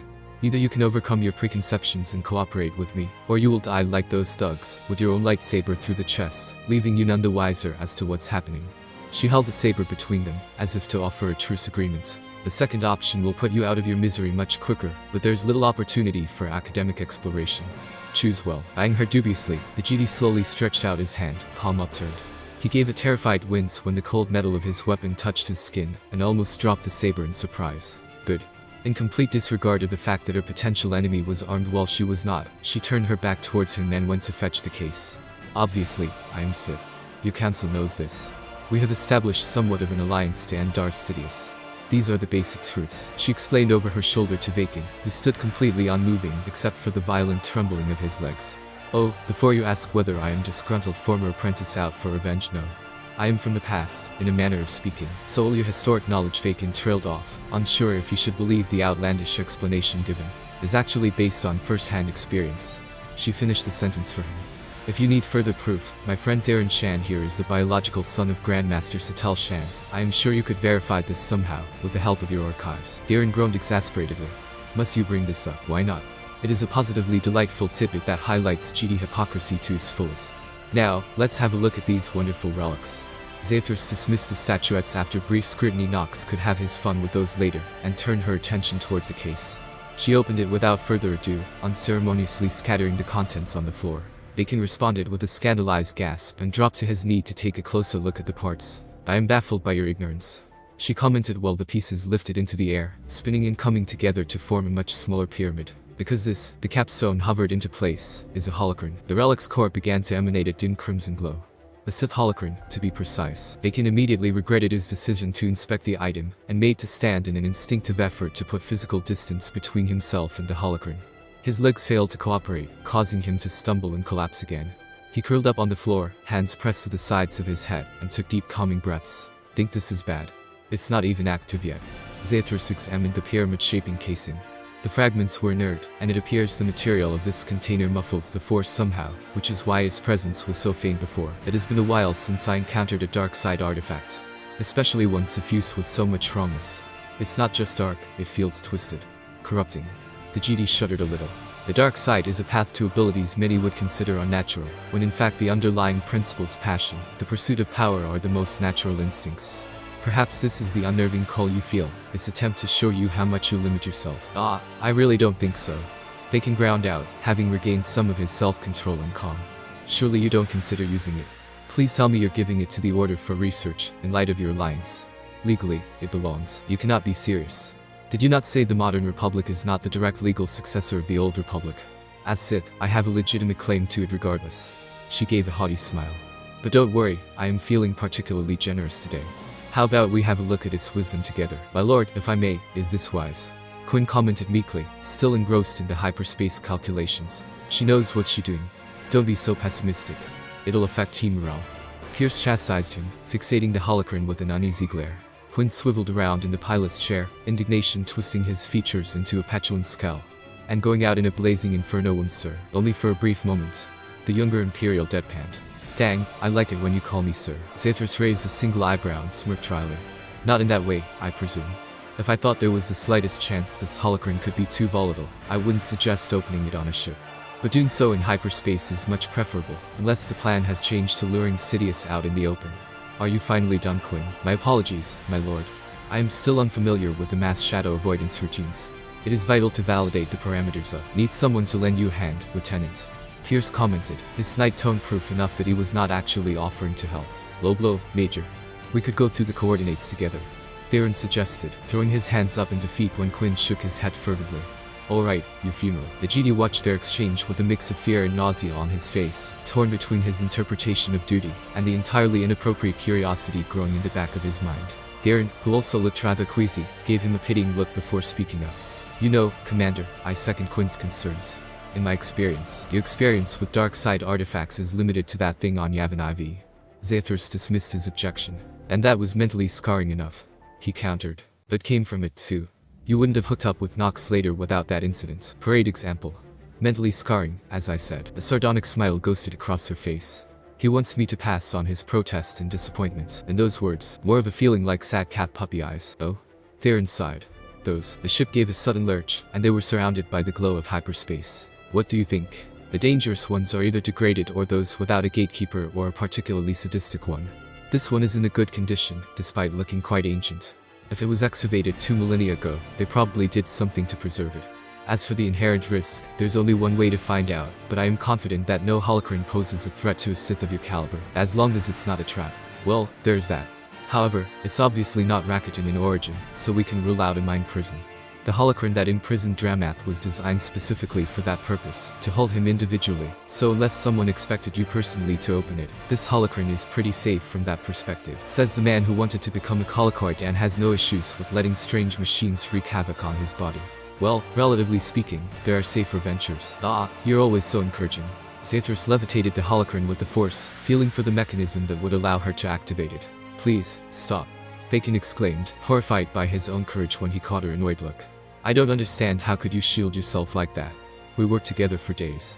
You said the council knows. Does that mean Master Kenobi? He clasped his hands over his mouth, his expression one of shocked disappointment. No one deigned to inform any of us. They let you walk around without more than cursory supervision. I don't believe this. The relic floated to the floor as Zathras sat back, arms crossed over her chest. Apparently, I made my case quite convincingly. And I assure you, I have no intention of hurting you. I am not afraid of being personally harmed. But giving you access to our archives and to our temple, our sanctuary, is absolute madness. He argued resentfully. It was a necessary compromise to ensure the survival of your order, because your enemy already has complete control over most Republic resources, including the GD to some degree. Even if I wanted to, I could hardly make your situation any worse. It is only a matter of time before the blade falls. Literally. But we are still fighting and winning decisive battles. There is no way he could dispose of us easily. Besides, giving another Sith the opportunity to strike at us from the inside, mind you, is not exactly an improvement. What's to stop you from exploiting our trust for your own gain? A sly grin spread across Zathras' face. Nothing at all. Bacon squeezed his eyes shut, clenching his jaw, apparently sending a silent prayer to the Force, willing reality away. When he opened them again, they glittered with tears forming. What were they thinking? The Council? Do you think the responsibility for your downfall is theirs alone? What were all of you thinking when you accepted a clone army of children? When some of your own committed war crimes? When you go out and kill on the Senate's behest? When you listen to the treacheries Palpatine feeds you, or the Chancellor? Bacon asked in a choked voice. Also known as Darth Sidious, yes. Or at least, that is what I have come to believe, based on how he has influenced the course of events at pivotal moments. It makes a terrifying amount of sense, considering his emergency powers or control over the banking clan, and with him being Commander-in-Chief Force, so many intelligence reports came through his office. The number of GD he has sent to their deaths already by giving false information with each dangling item added to the list, the GD grew more disheartened. It fits our findings perfectly. If this is true, there is no hope for the Republic at all. Or the GD. He controls the banks. Zathras abused. That's a new one. Void. He's already a dictator in all but name. Doesn't that mean the Sith cross-finance the Republic war effort? Theron cut in. Ha. It would seem so. Ironic. Now all that's missing is the extermination of the GD. After all the GD are gone, then the galaxy is his, and no matter whether he rules openly as Sith or continues on this charade, he will have won. Zathras picked up the glowing pyramid again. We need every advantage we can get. That also means keeping Sidious from gaining access to this holocron and using it, in case it contains anything helpful. So let's not delay any further. I confess I am curious myself, and so are you, don't pretend otherwise. Despite his reservations, there was an excited sparkle in Bacon's eyes. Well, yes, this is an extraordinary find, but I am not above admitting that I am afraid exposure to it will overwhelm me. I can shield you from the worst. However, the holocron will detect your weakness, so do not only rely on me. There is only so much I can do to convince it not to obliterate those it deems unworthy. Heil. Crave. The whisper resonated in her heart. Salwak. Embody. The flash of lightning snaked around her outstretched hands, binding her to the artifact. Jerichotoy. Eternity. The holocron emitted a brightly pulsating, scarlet light which illuminated the whole room. The others shielded their eyes, while the GD doubled over, sweating and quivering. The light gave way to a translucent humanoid figure, its form fraying at the edges. A silky voice slithered into her mind. You are powerful.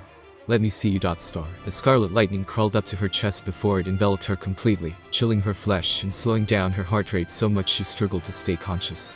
The tendril wriggled their way into her skull, as if to pry it open to reveal the contents. You are not the one, although you come before me bearing his shadow, came the final verdict. Give me control. Just for a few minutes. I have a feeling. It was truly reckless, but there was not denying that she sensed it too, the strange anticipation radiated by the device. Don't make me regret this. She had expected to feel powerless, helpless, being shoved to the back of her own mind. The tormenting needles of pain were an unwelcome addition. She heard Knox's voice, or rather, her own, with the man's familiar inflection pouring from her mouth, like through water, muffled and distorted. Judging from the expressions of the others, ranging from professionally awed to exceedingly terrified, they could see and hear the Gatekeeper as well. I have waited for this day, my Lord. Star. The unfamiliar Sith, a Twi'lek with a weathered, veiny face and exceptionally pointy teeth, spoke in unusually deferential tones and bowed at the waist. It is you, the one reborn and twice transmuted, the master of spirits turned spirit himself, reincarnated in pure wrath. Star. Oh dear. The crippling prophecy.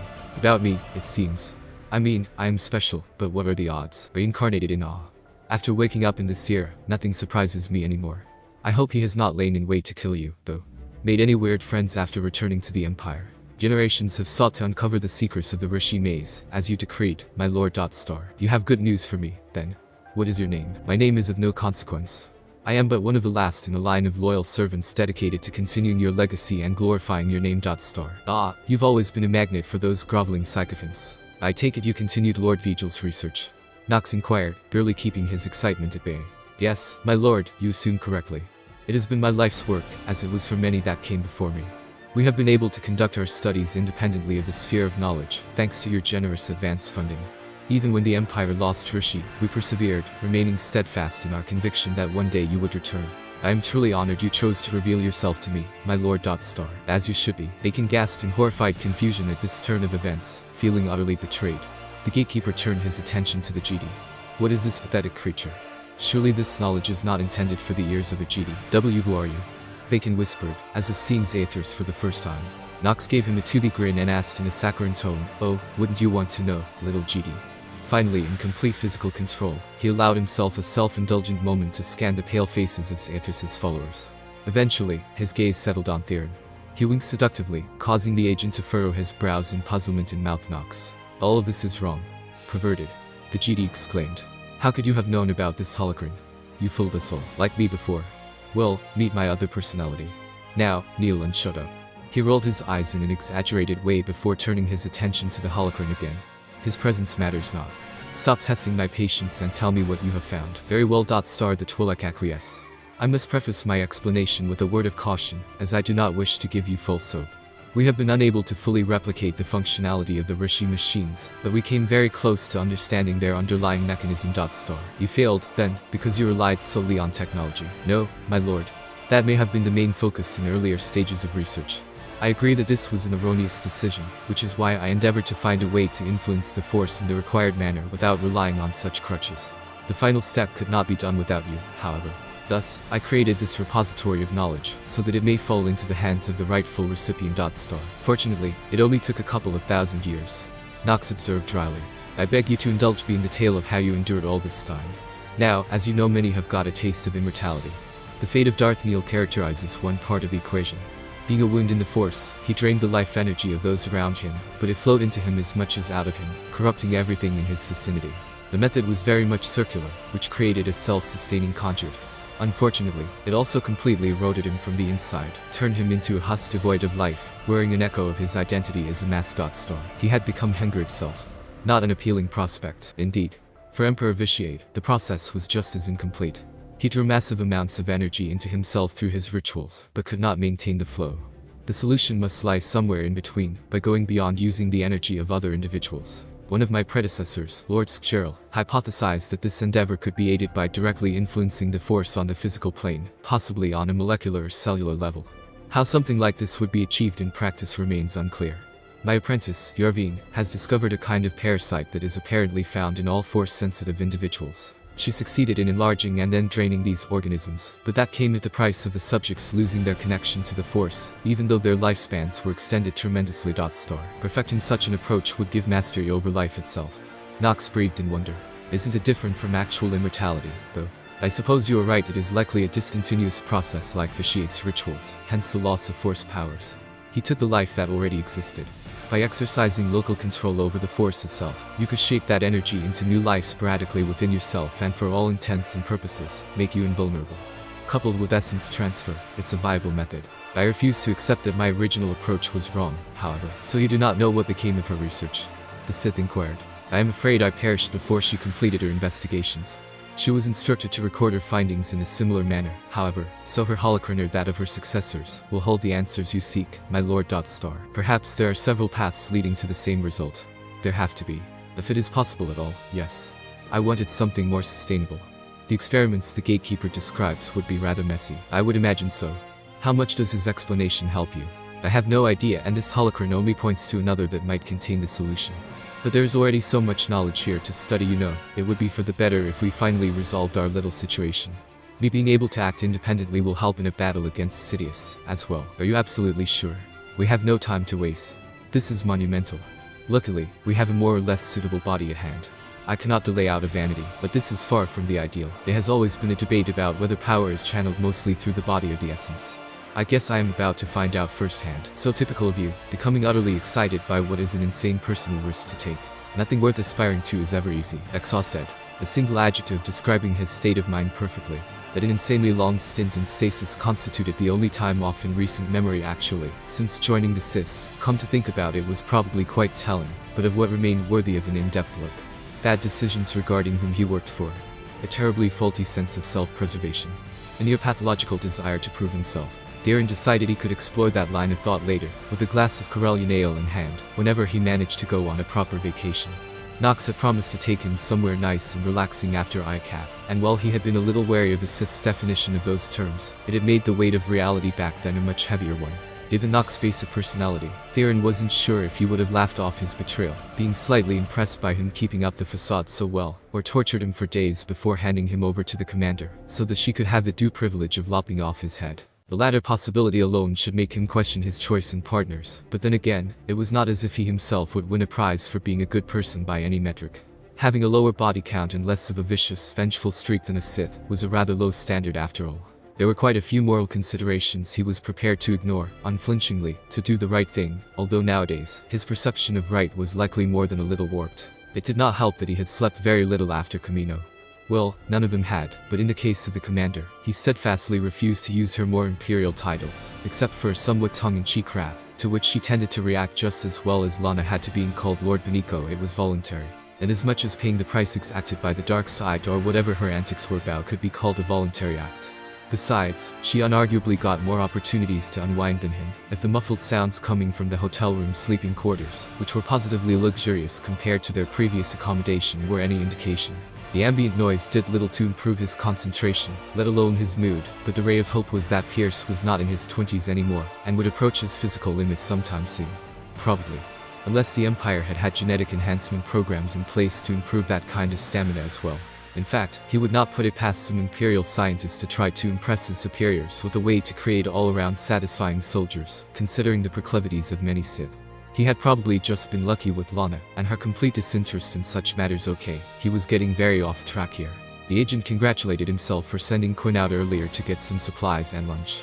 Whether whatever food he brought back would be palatable was another issue. Theron had spotted some authentic-looking Maryland-run curry stalls in the area, but doubted that the Imperial would opt for the usually rather rich and spicy fare. At least he would not be able to find ration bars or those annoyingly bland Imperial MRE packages. Although the commander was bound to be in high spirits afterwards, as well as more terrifying, there undoubtedly was some truth to passion. Fueling the powers of a Sith, Theron decided it would be for the best if he finished his task as soon as humanly possible. It was getting a little embarrassing how much time he had already spent on decrypting a single file. With the help of his implants and more computing power than a datapad leeching off the whole neighborhood's holonet data throughput, he would have made quick work of it, instead of struggling for hours. If he had not got through the first layer of encryption, already a pretty standard one at that, he would have assumed the data had become corrupted, which was not even unlikely, given the dubious way they had procured it. Number. Zathras' first act after their return to Coruscant, well, second, after finding a nondescript hotel for them to stay, the trashy fancy kind popular with secret couples because the clerk wouldn't ask for identification, was to check in with her employer. To Theron's mind, that she managed to land that kind of job either pointed to rampant insanity within political circles, or the Force really wanting her to succeed in taking down Sidious.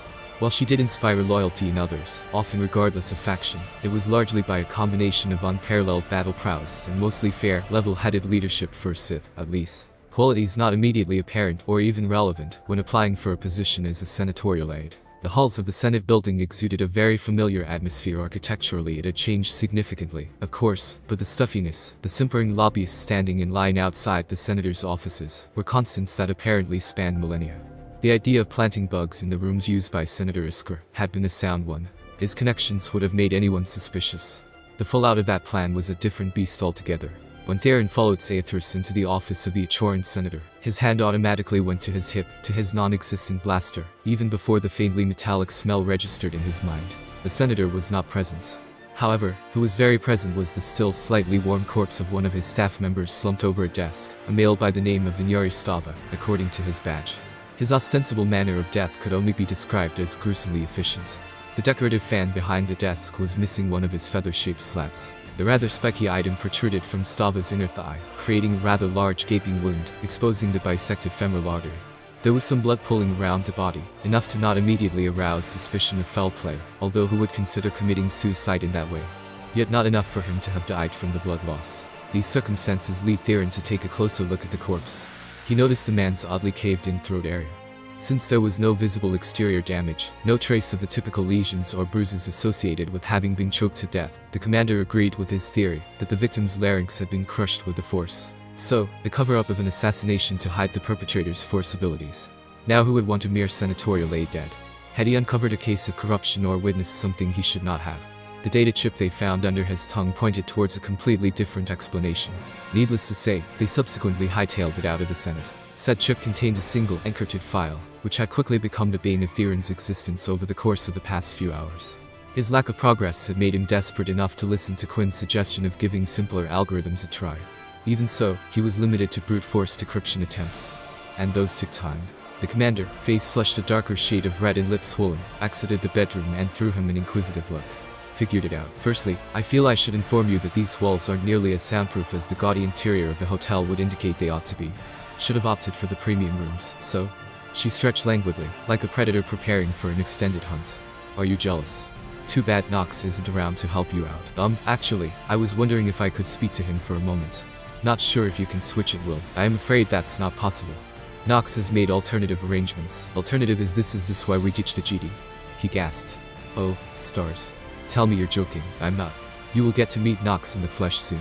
Why wouldn't you be happy? Because hijacking bodies is never mind. No point arguing morals with a Sith. Ha. Feeling antagonistic, Theron. She chuckled.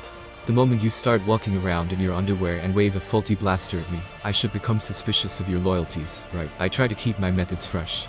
No point in attempting the same maneuver twice.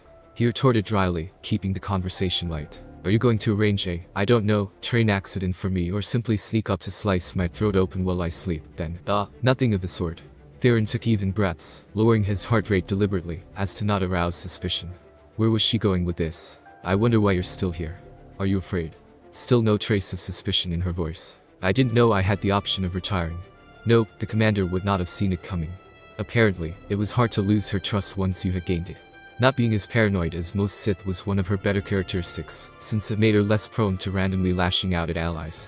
It had also made his job much easier. Well, you could say I've learned my lesson. I don't want anyone near me who isn't 100% dedicated. In all honesty, more than actual trust, it was hubris, a misguidedly arrogant sense of invincibility. Now that was a typical Sith trait. Ultimately, your Republic. So, what's keeping you around? He did have a reply prepared, but her line of questioning still took him off guard. Making up for past aggressions hardly counted as an argument, especially if those were not public knowledge. He could not afford to become sloppy now. There was no way he could live down betraying the Wrath, even for a good cause. Especially considering her treatment of Quinn, who might in Theron's humble opinion not have survived Diacath if the superweapon hadn't constituted a major distraction.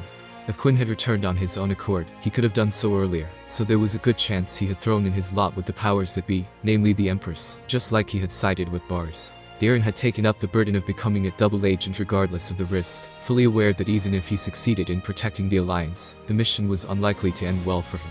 In hindsight, he would feel much better about his treasonous acts if he had not criffed up so thoroughly on Diacath. As it turned out, he had made Atreus's wildest dreams come true, and taken the commander out of the picture for good. These thoughts were shoved into a little compartment in the back of his mind where they belonged.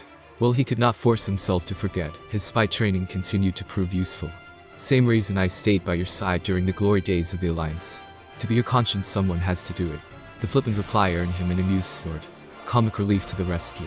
A tiny, but vexingly vocal part of his brain kept taunting him that receiving some sort of punishment would provide a welcome relief from his own persistent guilt. There was no denying that his actions had doomed the Alliance. The downside was that this reprieve would be rather short-lived on the whole, only to be followed by protracted suffering. Being deadly afraid of one's boss rarely made for a productive working relationship. A fact that neatly explained why, for all their emphasis on strength and efficiency, the Imperial military had suffered a large number of setbacks in their time. Anyway, back to the chip. I'm still working on it. What's taking you so long? The commander groaned. Replacing my implants is not currently within our budget. They would have sped things up considerably. We have a budget now. Fair point. When you inevitably end up reigning over the galaxy, please remember to set aside funds for my augmentations, though, of course, only the best of the best for the future consort of my court sorcerer. She winked at him. Theron decided not to comment on her choice of words. I am not quite convinced the two of you are not going to end up killing each other. I mean, that's how it usually goes, isn't it? Anyway, I'd love to work faster, but there is only so much I can do with a commercial datapad. Can't you slice into some cluster for more computing power? Vet was fond of that approach. The issue is not cracking the network, that's the easy part. The technical principles haven't changed much. The hard part is not getting caught while doing so, especially without the help of pre-written routines. Pretty sure I can even get into some of the more vital systems, planetary waste processing, for example, but I'd trip every security heuristic on the way. Bringing law enforcement down on our heads would complicate things even more. I guess your GD friends won't be willing to help you evade justice. Theron explained apologetically. While we're waiting for the results, here's what I found out so far. Perhaps you can make sense of it. The primary encryption was based on HAS 169, a very basic algorithm favored by, but not limited to, the Separatists. I mean, most of their tech is allegedly encrypted with a variation of that approach, so I am quite sure no one else would use it, at least officially, lest they get associated with the Sith. So it's pretty safe to say either someone wanted to shift the blame to them, or it is in fact them. Zathras considered the information. Iskar has many obscure contacts. I wouldn't rule out him having some sort of connection to Sith-aligned figures. But Wekil has aid. Wrong time, wrong place. Or the chip is supposed to be a message. The crime scene does seem to indicate that. The datapad screen flickered to life, displaying a test log. Oh, we've got a result. Dang, Quinn was right, it was a simple permutation. They use a 6-character password, not even hashed. Theron looked up, almost disappointed. All this for just 2 words. Kill Skywalker. Isn't that the GD hero with no fear or whatever the holonet calls him, a threat? An instruction. What was the password? Zathras asked dubiously. Assuming it uses the standard Orbish encoding CHWUSAR. She recoiled, eyes widening in horrified surprise. Criffing void. Does that mean anything to you, Twister? Rat, what the? That could not be a coincidence. Who knows about your identity, apart from the GD Council? They don't. She snarled as she began to pace agitatedly. I conveniently failed to tell them who exactly I was, only that I led some kind of rebellion against Vitiate. I am not aware of any historical records giving details about the Alliance, so they can't have figured it out on their own. Besides, did Stava's death look like the work of a Jedi to you? Darren gave a helpless shrug in response. Of course the killer wasn't a Jedi, but that left the two Sith as the sole candidates. Zathras hadn't mentioned anything about other dark side acolytes or whatever form the Sith's less organized cousins took nowadays. The whole execution of the murder was too careless, which ruled out Sidious, and his apprentice was unlikely to simply waltz straight into the Senate, wasn't he? Only Darth Tyrannus is aware of my title. He has even less reason to betray me now than he had last time, right? It seems I am missing crucial pieces of the story, Darren thought to himself, almost afraid to ask. That's a weird way of getting my attention. He contacted me in less convoluted ways before. And why would he instruct me to murder a high-profile Jedi? It hardly gets less subtle than that. No way I could pull this off without being blamed for it. The commander abruptly stopped in her tracks. Something is happening. Around us. She lowered her head, eyes closed, and murmured, fear, panic, resolve, and death. Darren grabbed the datapad, opening the Coruscant Today news feed. It failed to load. In fact, the whole network was down. I can't access the holonet. Before he got to finish his sentence, a high-pitched siren began blaring in the distance, soon followed by a monotone, droid-like voice. Orbital attack imminent. I repeat, attack imminent. Citizens of Coruscant, seek shelter immediately. If outside, proceed to the lower levels, if possible. Otherwise, stay inside. Attack imminent. Seek shelter. Attack. Wait, where are you going? To find Skywalker. The door slammed shut behind the Sith. Well, Criff. Smoke rose from one of the atmosphere-controlled towers. An act of sabotage from within. The planetary shields had not been breached yet, though not for lack of trying on part of the Sith bombers. How could they have reached the Republic capital undetected, especially with such numbers? Inhale. The air on the mid-levels was acrid. The burning sensation in the lungs made breathing an ordeal. Exhale. Zathras forced her way through the unyielding flow of people scrambling towards the elevators. The frenzied, apparently citywide stampede alone was sufficient to cull the weaker inhabitants, the physically frail, the children, the aliens of smaller build. Without a single shot fired towards the planet itself, the death toll was already skyrocketing. She could feel it, the apathetic snip in the force when another life was extinguished, a continuous rhythm without reprieve, like the rapid-fire clicking of a ravenous Lagrex mandibles. Quinn would be able to give an estimate of the expected percentage of citizens left dead in this first wave of carnage. Quinn? He was still outside. Keeping up her pace, she tapped her wristcom, selecting his contact frequency. No reply. Neither Pierce nor Theron answered when she called them. Perhaps all forms of communications were down, possibly even jammed. Sensing them in the force in this pandemonium. Not a chance. The heavy, fleshy tentacles of a large purple creature gliding past her slammed into her back, knocking the air out of her lungs. Having momentarily failed to pay due attention to her surroundings, she was caught off guard. It was enough to unbalance her, sending her tumbling to the ground. Something hard hit her head on the way down. Her vision blurred as her hands and knees hit the cold floor. A flicker of blue moved below her, the warmth of a small thing crawling under her chest, seeking shelter from the chaotic, unrelenting current of bodies streaming past in the other direction. Steadying herself against the onslaught, Zathras looked up, locking eyes with a Twi'lek woman lying prone across from her on the grimy Duracrete. Face frantic, tears streaming down her cheek, torn between attempting to push herself up weakly with one arm and reaching forward with the other, she bore a striking resemblance to Tiva. The unbidden memory of Vet's older sister forced itself to the front of her dazed mind right before Zathras understood. A rather foreign emotion, a kind of connectedness, welled up in her and bloomed into a blaze of searing heat spreading through her back. The echoed pain was the only advance warning the Force granted her. There was not enough time to react. A sickening crack. The sound itself was drowned out by the terrified noise around them, but it resonated in her head regardless. The Twi'lek went limp, her neck and spine twisting unnaturally.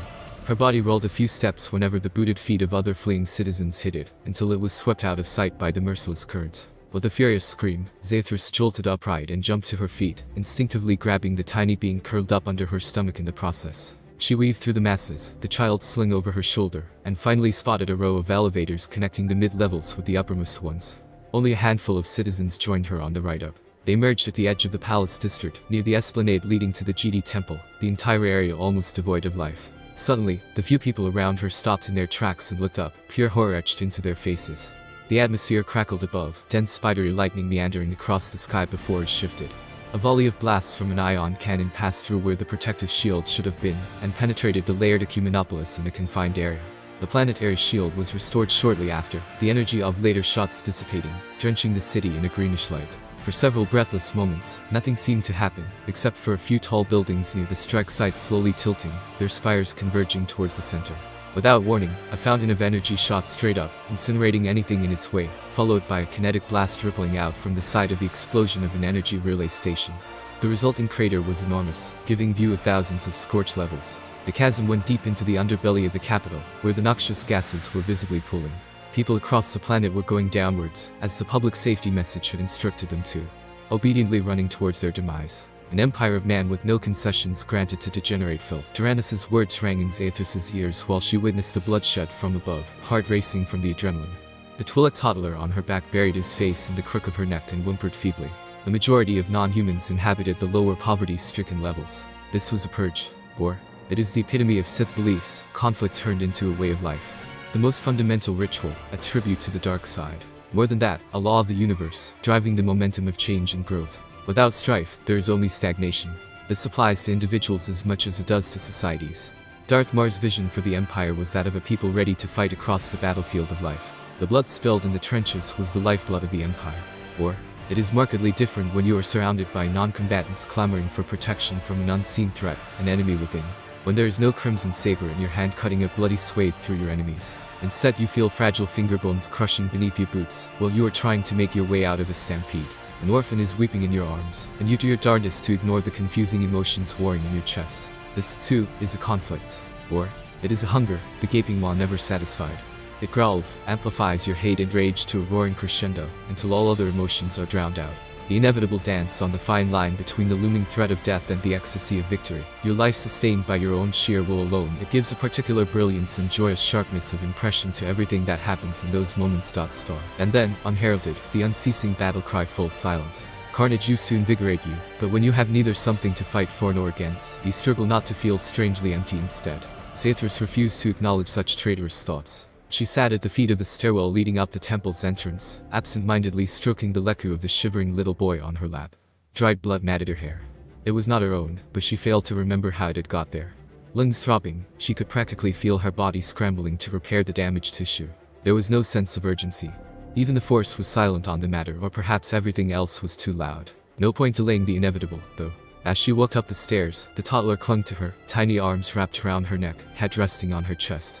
Strangely at peace amidst the horrors surrounding them, he embodied the Jedi ideal better than many followers of the light she had met. She found that she could not muster any revulsion for his natural attunement, his infantile need for protection. The guards refused her entrance at first, perhaps under orders to do so, perhaps spooked by her glowing eyes, the anticipation of the unknown burning in her heart.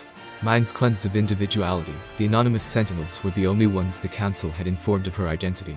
Brainwashed guards didn't spill secrets, so it was a rational choice. They were always around to keep an eye on her and protect the other Jedi if necessary, as if they would stand a chance without the expected fallout of admitting the Die Order had grown so weak as to require the help of their nemesis. The masked Jedi felt like colorless, blank slates in the Force, closer to death than to life in their utter detachment, uniform and terrifying in their single-minded dedication. In that, they were more like a cross of the Zakulan Knights without the passionate patriotism and vitiates puppets without the suffocating darkness. Compared to the guards, the clone troopers' presences were always positively vibrant and diverse. Considering what was going on outside the well-protected microcosm of the temple, it was natural for the sentinels to be on edge, but it certainly wasn't helping in the grand scheme of things. Threats proved useless and instead had the opposite effect, that of fostering hostility. In fact, their extreme beliefs led the guards to assume she was using the Twi'lek as a flesh shield. Zathras wanted to slaughter them for that ridiculous insinuation alone. Alas, burning all bridges with the order just to find Skywalker who might not even be there or need to be killed in the first place, was uncalled for at the moment. The guards eventually relented when she specifically asked to be escorted, with whatever level of security they deemed necessary, to Master Windu. Their procession towards the war room was an odd sight, a single woman shepherded by a dozen silent guards moving at a vexingly slow pace. They only passed a few Jedi on their way, who did their best not to pay attention to the affair. Even more impressive was the range of emotions, all summarily suppressed as soon as they surfaced, flickering across Windu's face when she entered the room. He finally settled for an irritated scowl, and barked out, "What do you want? Where is Skywalker?" Zathras asked, no hint of emotion betraying the purpose of the question. But she at least had an inkling of what role the celebrated Jedi played in Sidious's plans. Windu glared at her, eyes widening as if it was only now that he realized who he was talking to. "Do you realize that there is a battle raging in Coruscant's orbit?" "Oh, I do. I imagine it is a little overwhelming for you." The Jedi did not reply to her taunt, and instead returned his attention to the holo table in the center of the room, leaning over the glowing map to study the patterns of the space battle. Zathras came to stand beside him. "Unlike you, I have seen the terrified masses clamoring for shelter with my own eyes. Which is why I don't appreciate your evasiveness. How are Skywalker's whereabouts of concern to you?" He muttered, closing his eyes in exasperation or something else. Once more, a peculiar sensation washed over her, like radiation seeping deep into her flesh, prodding, analyzing, dissecting her. I need to talk to him. Amongst other things, Zathras added silently, a trap for Windu in case he was trying to breach her mental fortifications. However, it still did not feel like that at all. What about?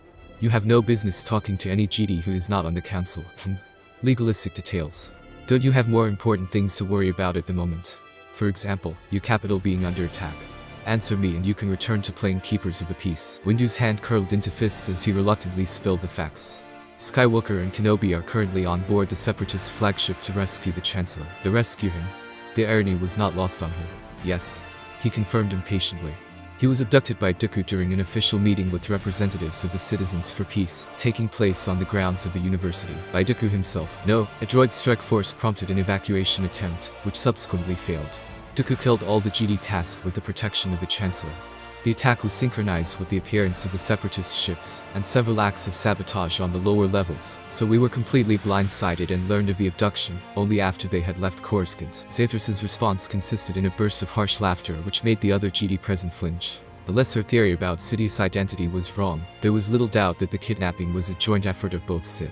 If Tyrannus had made a little detour earlier to murder his crusade, he wanted Skywalker out of the picture. Why would only he put his plans at risk? Surely Kenobi would be as much of a threat. On the other hand, ruling out that the message was a trap would be foolish, although she found it hard to imagine anyone else profiting from it, Sidious included. If, for whatever purpose, he did want to pit her against Skywalker to test her or have her killed, this was a strange way to go about it. Both scenarios forced Tyrannus' hands, that much was clear. In any case, the message came too late. There was little she could do about his situation. Now, proving his legitimacy as Dark Lord of the Sith was up to him alone.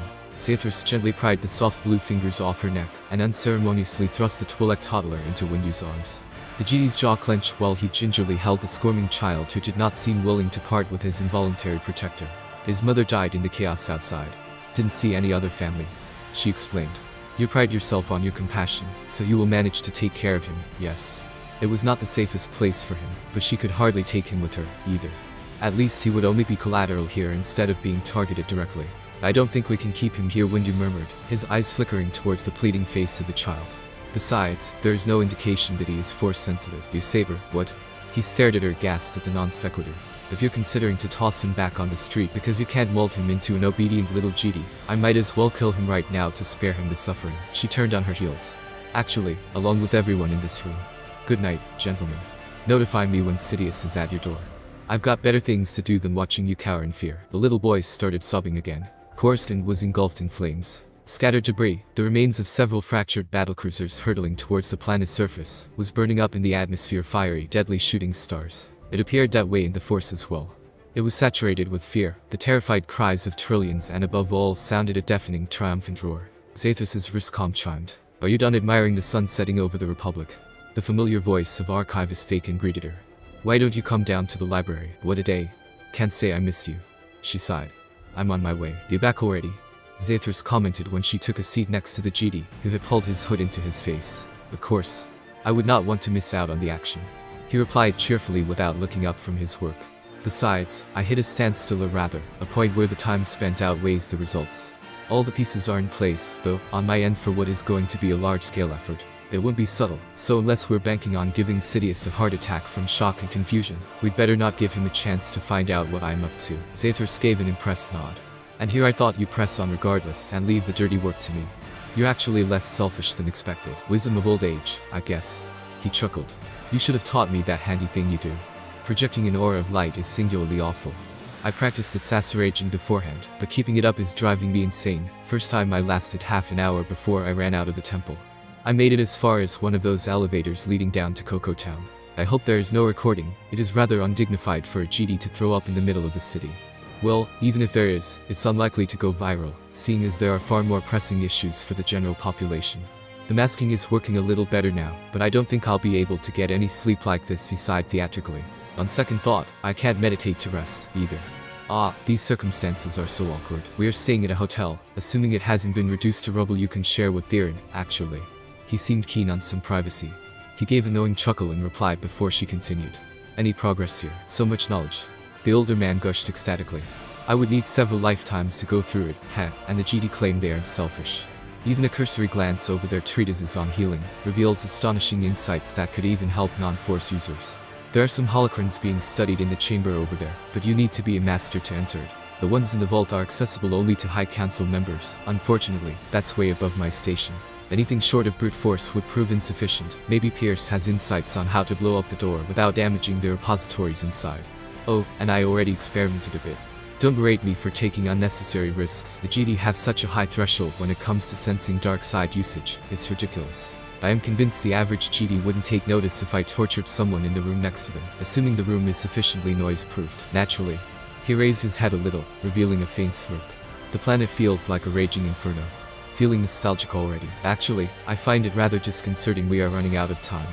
With such a bold incursion, Sidious is going to make his final move soon. And still, no openings for us, no weaknesses to exploit. Exposing him, the archivist vacillated, lost in thought. Will do little good. He is extremely popular, so he will find a way to spin it to his advantage. Remember, we can't prove his involvement with the Separatists, and for the average citizen, the Sith are just another faction of religious fanatics. It makes little difference to them. And even if public opinion were to turn against him on that basis, it would not be good for us in the long run, either. Ultimately, the Jedi will have to confront him and take the fall for treason. He muttered. That's probably what he is waiting for. It would destroy their reputation, give him a reason to brand them traitors, a danger to public security, and eradicate them, with the help of the clones. Zathras added. Why attack Coruscant now, though, to sow fear? Her interlocutor shrugged apathetically, as if the explanation was perfectly obvious. He already has complete emergency powers, and the war hasn't been going in the Republic's favor recently. Looks like Tyrannus has begun to vie for actual victory instead of stalling. Perhaps that is why. Sidious doesn't need nor want the destruction, but Tyrannus does. He isn't deluding himself that he can take the high road afterwards, so he has no reason to hold back if he's planning to overthrow Sidious anyway. Besides, he can blame it on him once the Sith takes over, and now he has forced a confrontation. It's a great opportunity, but there's no turning back for him. By going along with the plan of abducting the Chancellor, Tyrannus has placed himself in a precarious situation if he has already outlived his usefulness to his master. Abduction. He certainly has a flair for the dramatic. Well, two can play that game of deceit. But you are right, I guess by tomorrow we will know who has prevailed. To be honest, I would not bet my credits on Tyrannus. Have the Jedi sent someone after them? Yes, Kenobi and Skywalker. I believe Tyrannus tried to get me to kill Skywalker for him. It doesn't make sense for Sidious to instruct me to do so. Skywalker, huh? The archivist narrowed his eyes in suspicion, before his expression became vacant for a moment. There is a Jedi prophecy about a chosen one. Vacant claims it's widely believed to apply to Skywalker. He is in there with you? Zathras asked in puzzlement. Yeah, this is a bit of a Chem's-Ash situation. Darth Knox gave a light chuckle, though by my choice. I am truly surprised you kept him. It would have been the height of wastefulness, so much delightful knowledge stored in his brain. I couldn't risk the process erasing the memories. How are you getting along? We have established a tentative truce. He replied airily. He stopped his incessant recital of ancient lyrical prose, at least. In return, I assured him that this arrangement is only a temporary one. He became engrossed in another internal conversation, before suddenly giving an annoyed groan. He still doubts me. I am but a step away from achieving immortality, and he doesn't believe that it's possible to get his body back. Pretty sure he doesn't trust you to honor that agreement rather than doubt your ability. Zathras remarked dryly. Well, you know me best, what do you think? He received a pointed stare in response. Always so judgmental. Knox yawned exaggeratedly, his hood sliding down to reveal the rest of his face. While his complexion and eye color gave nothing away, it was obvious that keeping up the pretense of being a light side user was far from effortless. He and I both profit from this situation, actually. I might not be immortal yet, but this is arguably the next best thing. He can revive us rather, the body, but same difference in case we are fatally wounded. Unless he'd rather become one with the Force instead. Tough luck. She quipped, eliciting an eye roll from the other Sith. I don't think he actually can. As long as I get a say about it. If I had known about the handy side effects, I would have preferred to keep you around. Zathras mused. It wouldn't have been the same. Our essences were intertwined too much. Upon seeing her puzzled expression, he added, come on, you really didn't pay attention during the ritual. No, it was ridiculously confusing, and admittedly, I was busy holding on to my body while you did your stuff. There's a little caveat. Knox smirked with the cruel excitement of a mad scientist, a strange look on Vacan's usually gentle face. Technically, the Jedi is dead. I thought, why not try something different this time? I get the body and the ghost. And it paid off, as you can see. What I can see is why Vacan would rate the feasibility of actually surviving this ordeal as rather low. A mere triviality. He waved off the concern. If you say so, how's the body holding up anyway? Only time will tell. Physically, he's quite fit for his age. Force affinity, while it could be better, I am sure it's enough for my purposes, but I can feel the difference distinctly. I am really looking forward to seeing Theron's reaction. She winked.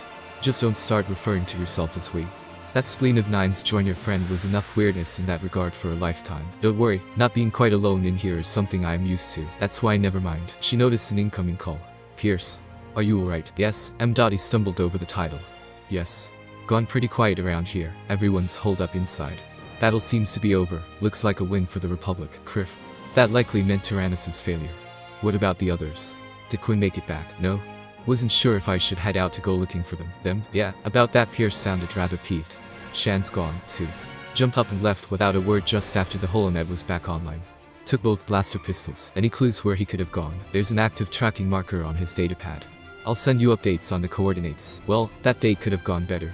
Zathras resolved to take a speeder this time, even if she had to hijack one. Pierce's assessment had been accurate. The streets were swept empty, the citizens of the Republic capital huddling inside, poring over the holonet news, dreading what other burdens the war would place on them. As if they knew what war truly meant. So, the Chosen One. What does this mean? Some kind of Jedi?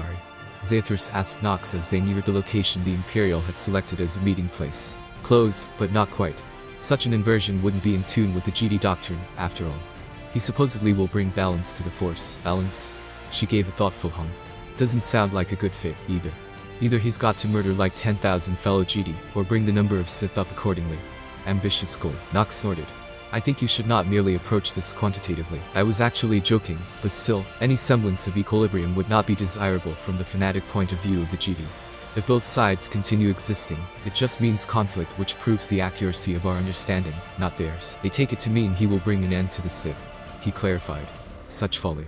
Of course that would shift the Force towards the light, which does not constitute a balanced state, either. And even if that worked, their peace would be rather short-lived, since there will always be individuals who desire more. True.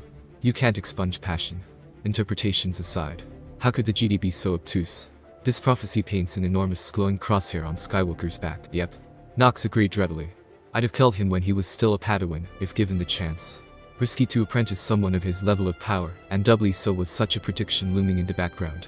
Regardless, having failed to dispose of Skywalker so far, Sidious is probably leaning towards using him. If Tyrannus is unsuccessful in overpowering his master, Sidious will be left without an apprentice prematurely. Perhaps he even arranged the Hull abduction to make Skywalker complicit in Tyrannus's death, a fitting way to introduce him to the principles of succession among the Sith. I see your point. Imagine twisting the Chosen One to your purposes, turning the Jedi's savior into their scourge. Knox sighed longingly. But it's reckless. Skywalker isn't some hapless little Padawan. Wotak sawit midwanatoy, yuntak hired midwanatoy. Zathras mused.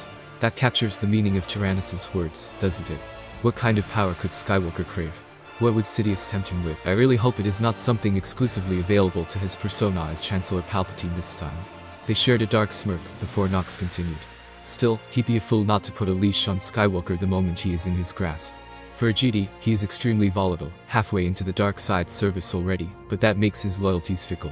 Considering how we all are forever cursed to groom our own replacements, it need not be that way. Zathras countered. Really? Is that what you told your own apprentice?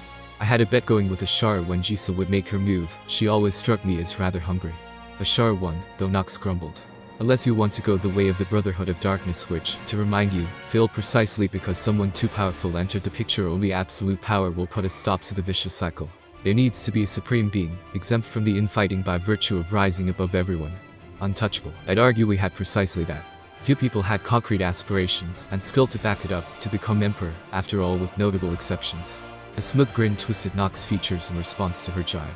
If anything, you Sithari, especially one so far removed from the plane of mundane reality, would inspire more internal power struggles. I guess that's why that particular prophecy requires the temporary end of the Sith in the first place, to eliminate the backstabbing potential. Funny, how both concepts point towards the eradication of our order. Knox observed. Surely you don't mean that our core beliefs are flawed. Flawed? Probably. However, contrary to what you think, this realization actually gives more legitimacy to our claim. We are the future of the order, destined to reshape it in our image. The galaxy and the Sith belong to us. Zathras wrinkled her nose.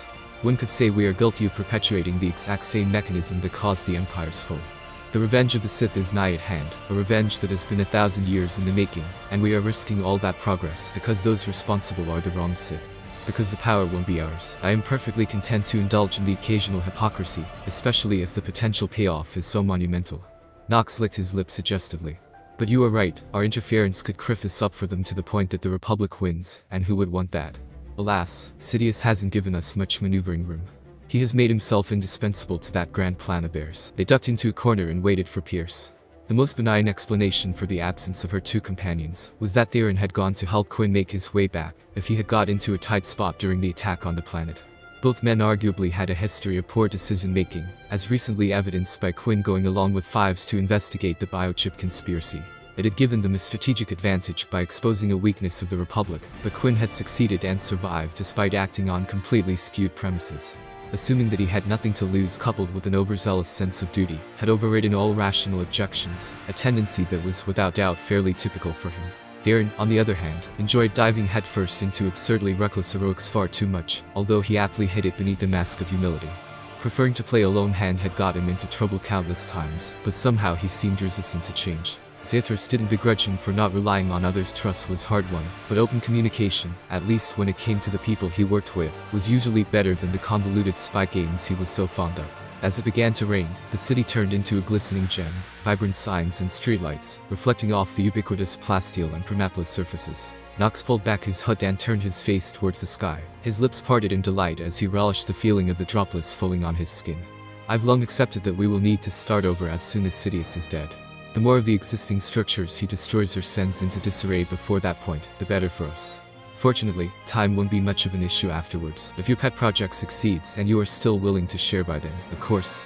We simply need to figure out how to work together, whether as equals, or contrasting the fact that I killed an incumbent emperor with the intention to take over, to you having executed an absentee one eyes still closed. He lifted a single brow, his demeanor entirely too cheerful for the direction their conversation was taking.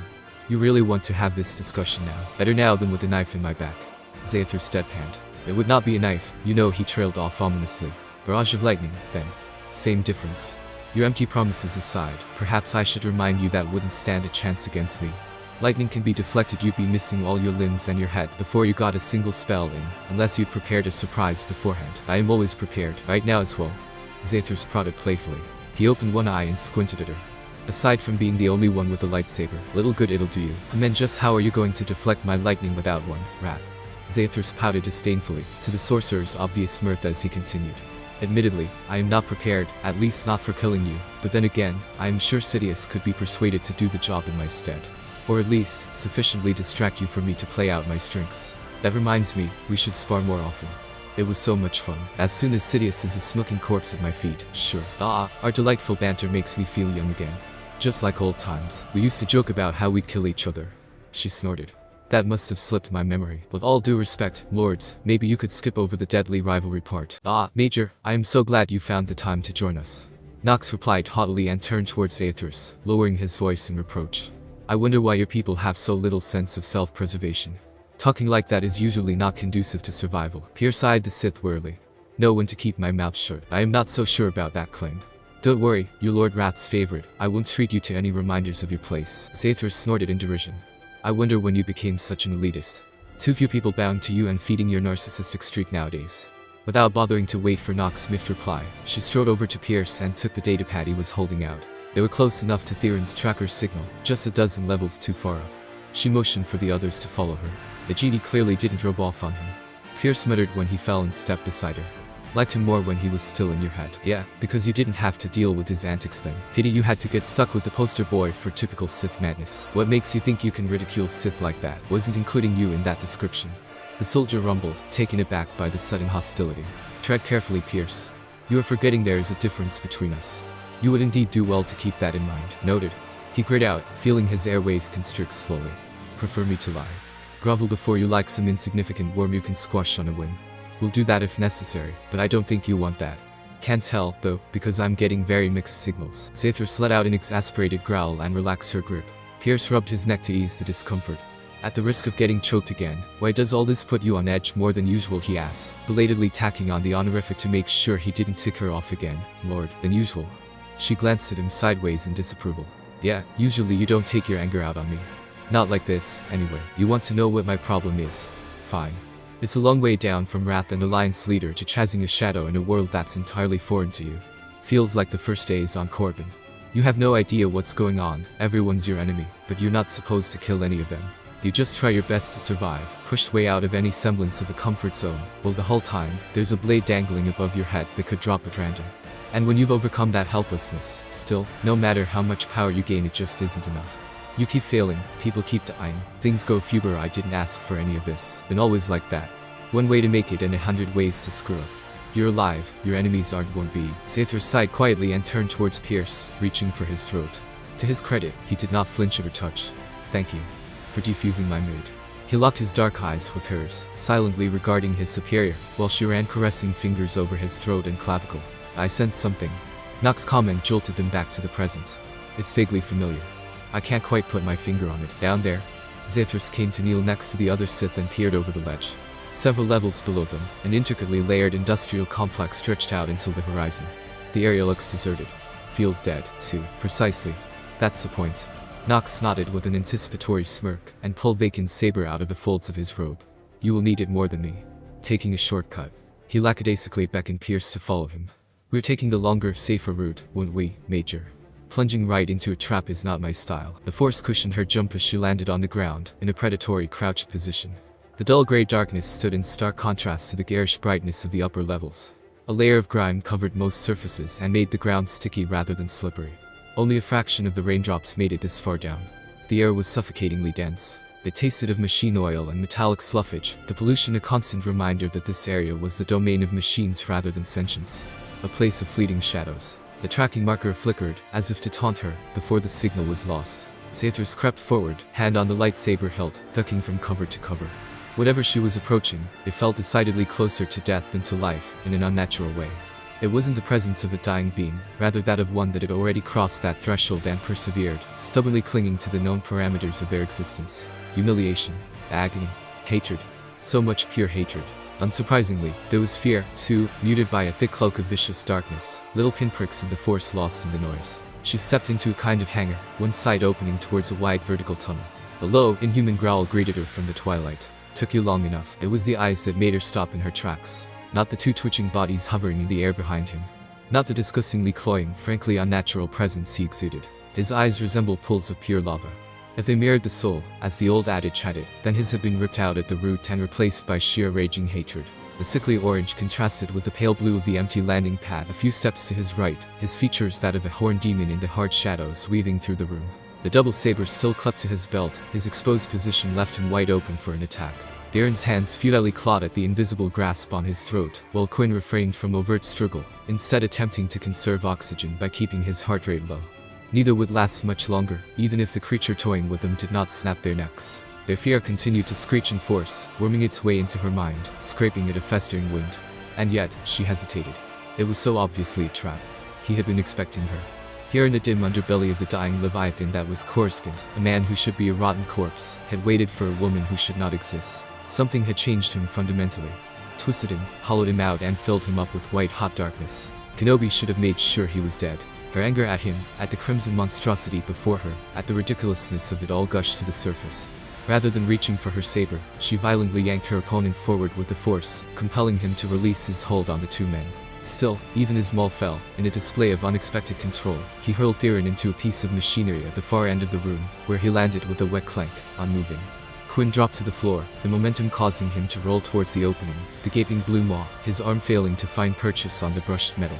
Zathras skidded to a stop in her trajectory just in time, ducking under the flash of scarlet that appeared in her path, and ignited Vacan's lightsaber while she dropped to her knees. Locking the strike targeted at the back of her neck without turning around, she gathered the force to reach out for Quinn, as his form disappeared from view, his fingers slipping on the edge, the strength of just one hand proving insufficient to prevent himself from falling. She grit her teeth and spun around to face Maul, sustaining the concentration throughout the fight. Thus unable to press the offense properly, her vision began to swim, the exertion keeping up with him required chipping away at her focus. It was undeniable.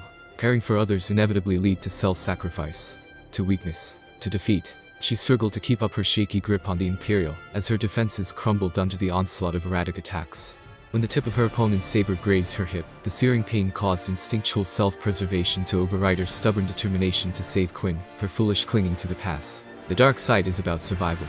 No matter how much she might refuse to accept it at times. The sudden, strangely unfamiliar emptiness washed over her, announcing itself with the heat of a fever, instead of the chill of death. Her eyes flickered towards her hand that she could not remember reaching out into thin air with, making her still for the briefest of moments, mouth agape in a helplessness that only served to fuel the savage fury rising in her chest, before the reality of the threat before her asserted itself again.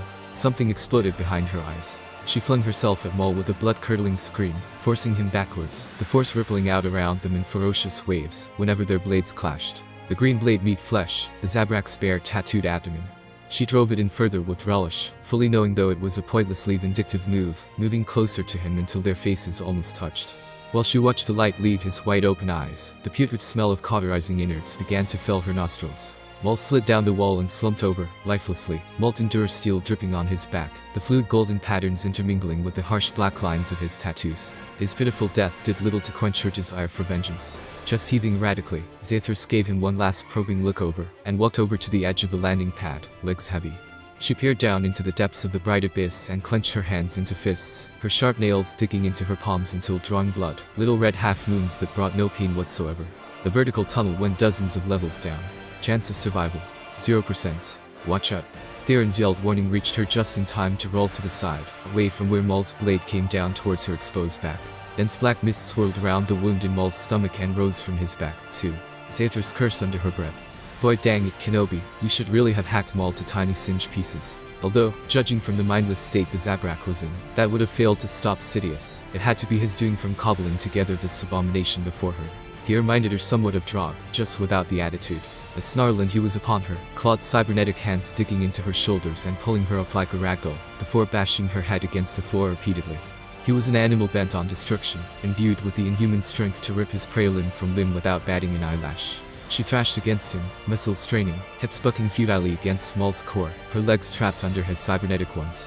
The pulsating pain in her head drowned out all coherent thought, and left only room for pure wrath.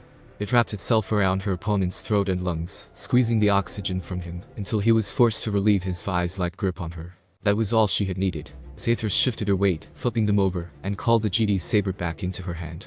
Maul's unwieldy weapon of choice left him at a disadvantage in his position, which he seemed to know, as he did not even attempt to ignite it.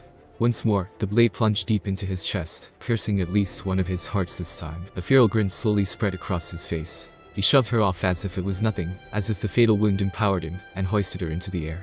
Zathras felt the blood trickling down her neck in small rivulets, warm and almost comforting in the way it reminded her that she was still alive. "What do you want?" she hissed, spitting out the tangy copper that had begun to pool in her mouth. Although flipped in Maul's favor, the situation was not desperate yet. She swore to herself that she would never underestimate an enemy again, even if it was a discarded apprentice. Instead of giving a reply, the Zabrak kicked up Bacon's saber and thumbed it on, before casually flinging it towards Theron's makeshift cover. A single burst of lightning caught it in mid-flight. About creffing time. Zathras hollered, using the distraction to pry free from Maul's invisible chokehold. The other Sith held up his saber like a barrier, and inched towards the center of the room, watching the changing situation unfold with a wary look. "Can't handle him, Wrath." Knox taunted as he strode into the room, cloak billowing with every step, his almost regal presence charging up the atmosphere. He followed by Pierce and the limping Quinn, who immediately took up positions near the entrance, finding cover behind the machinery that lined the walls. "You nearly missed out all the fun," Zathras countered, tucking away her overwhelming relief, and dare she voice a gratitude in a corner of her mind. "I had to make a little detour," he replied loftily. "It appears you might have, dropped something. Stay your hand," she commanded even as she mustered a semblance of superior composure. "This kill is mine." Knox simply shrugged, crossing his arms at chest level and throwing Theron a questioning glance. The former Darth Maul hardly stood a chance from that point onwards. Having swiftly removed his cybernetic limbs, Zathras was about to cut off his head when Knox intervened. "Give me a moment." "Why?" She spat irritably, eager to finally put the beast pathetically splayed on the floor to death. Is scientific curiosity reason enough? His defiance of death multiple times, as you can attest to, certainly warrants closer inspection. When Zathras acquiesced and took a step back, Knox raised his hand, passing it over the gasping man's head. A smoldering violet glow engulfed Maul's mutilated body, holding him upright. The sorcerer closed his eyes, lips parting as if in the throes of ecstasy, and stood completely still for several minutes, except for occasional murmurs. His fingers suddenly twitched, followed by his arm, and his eyes snapped open, pupils narrowed to tiny dots. He attempted to pull back his limb, break the connection, but it seemed like he was unable to. Wispy smoke rose from Maul's eye sockets, mingling with the purple, replacing it while it crept up towards Knox, an incorporeal snake bearing its fangs before it prepared to strike. He gave an agonized shriek, jerking away from the source of corruption and dropped to his knees, panting heavily. The shadow was not done with him, however. It detached from Maul and poured itself into Knox's mouth, causing him to flail his arms in shock as he fought against the intrusion. He rocked back and forth in abject suffering, tear-filled eyes ablaze with an unnaturally deep orange, biting his lips until blood dripped down his chin. Lighting began to run up his skin, encasing him in an infernal storm. When it eventually died down, everything was quiet, except for strangled noises coming from Knox. The smell of ozone and blood intermingled with the sweet stench of scorched flesh. Yuck. For the record, Knox remarked in a hoarse, shaky voice, once he had got his sobbing under control. This was really naive. Oh, and crippling painful, but that goes without saying. He looked up, face pallid and streaked with purple veins, and crooked a feeble smile. Bad news or interesting news first? There's no good news. Brows furrowed, Knox examined his hand for damage and flexed his fingers with a slight wince before replying. Is there ever? I'm an optimist by heart. Aethers gave a snort, so I'll start with the more curious findings. Maul was, how should I phrase it, not quite himself. He was pretty much dead to begin with, even before you struck the first killing blow, but I guess that's hardly a surprise.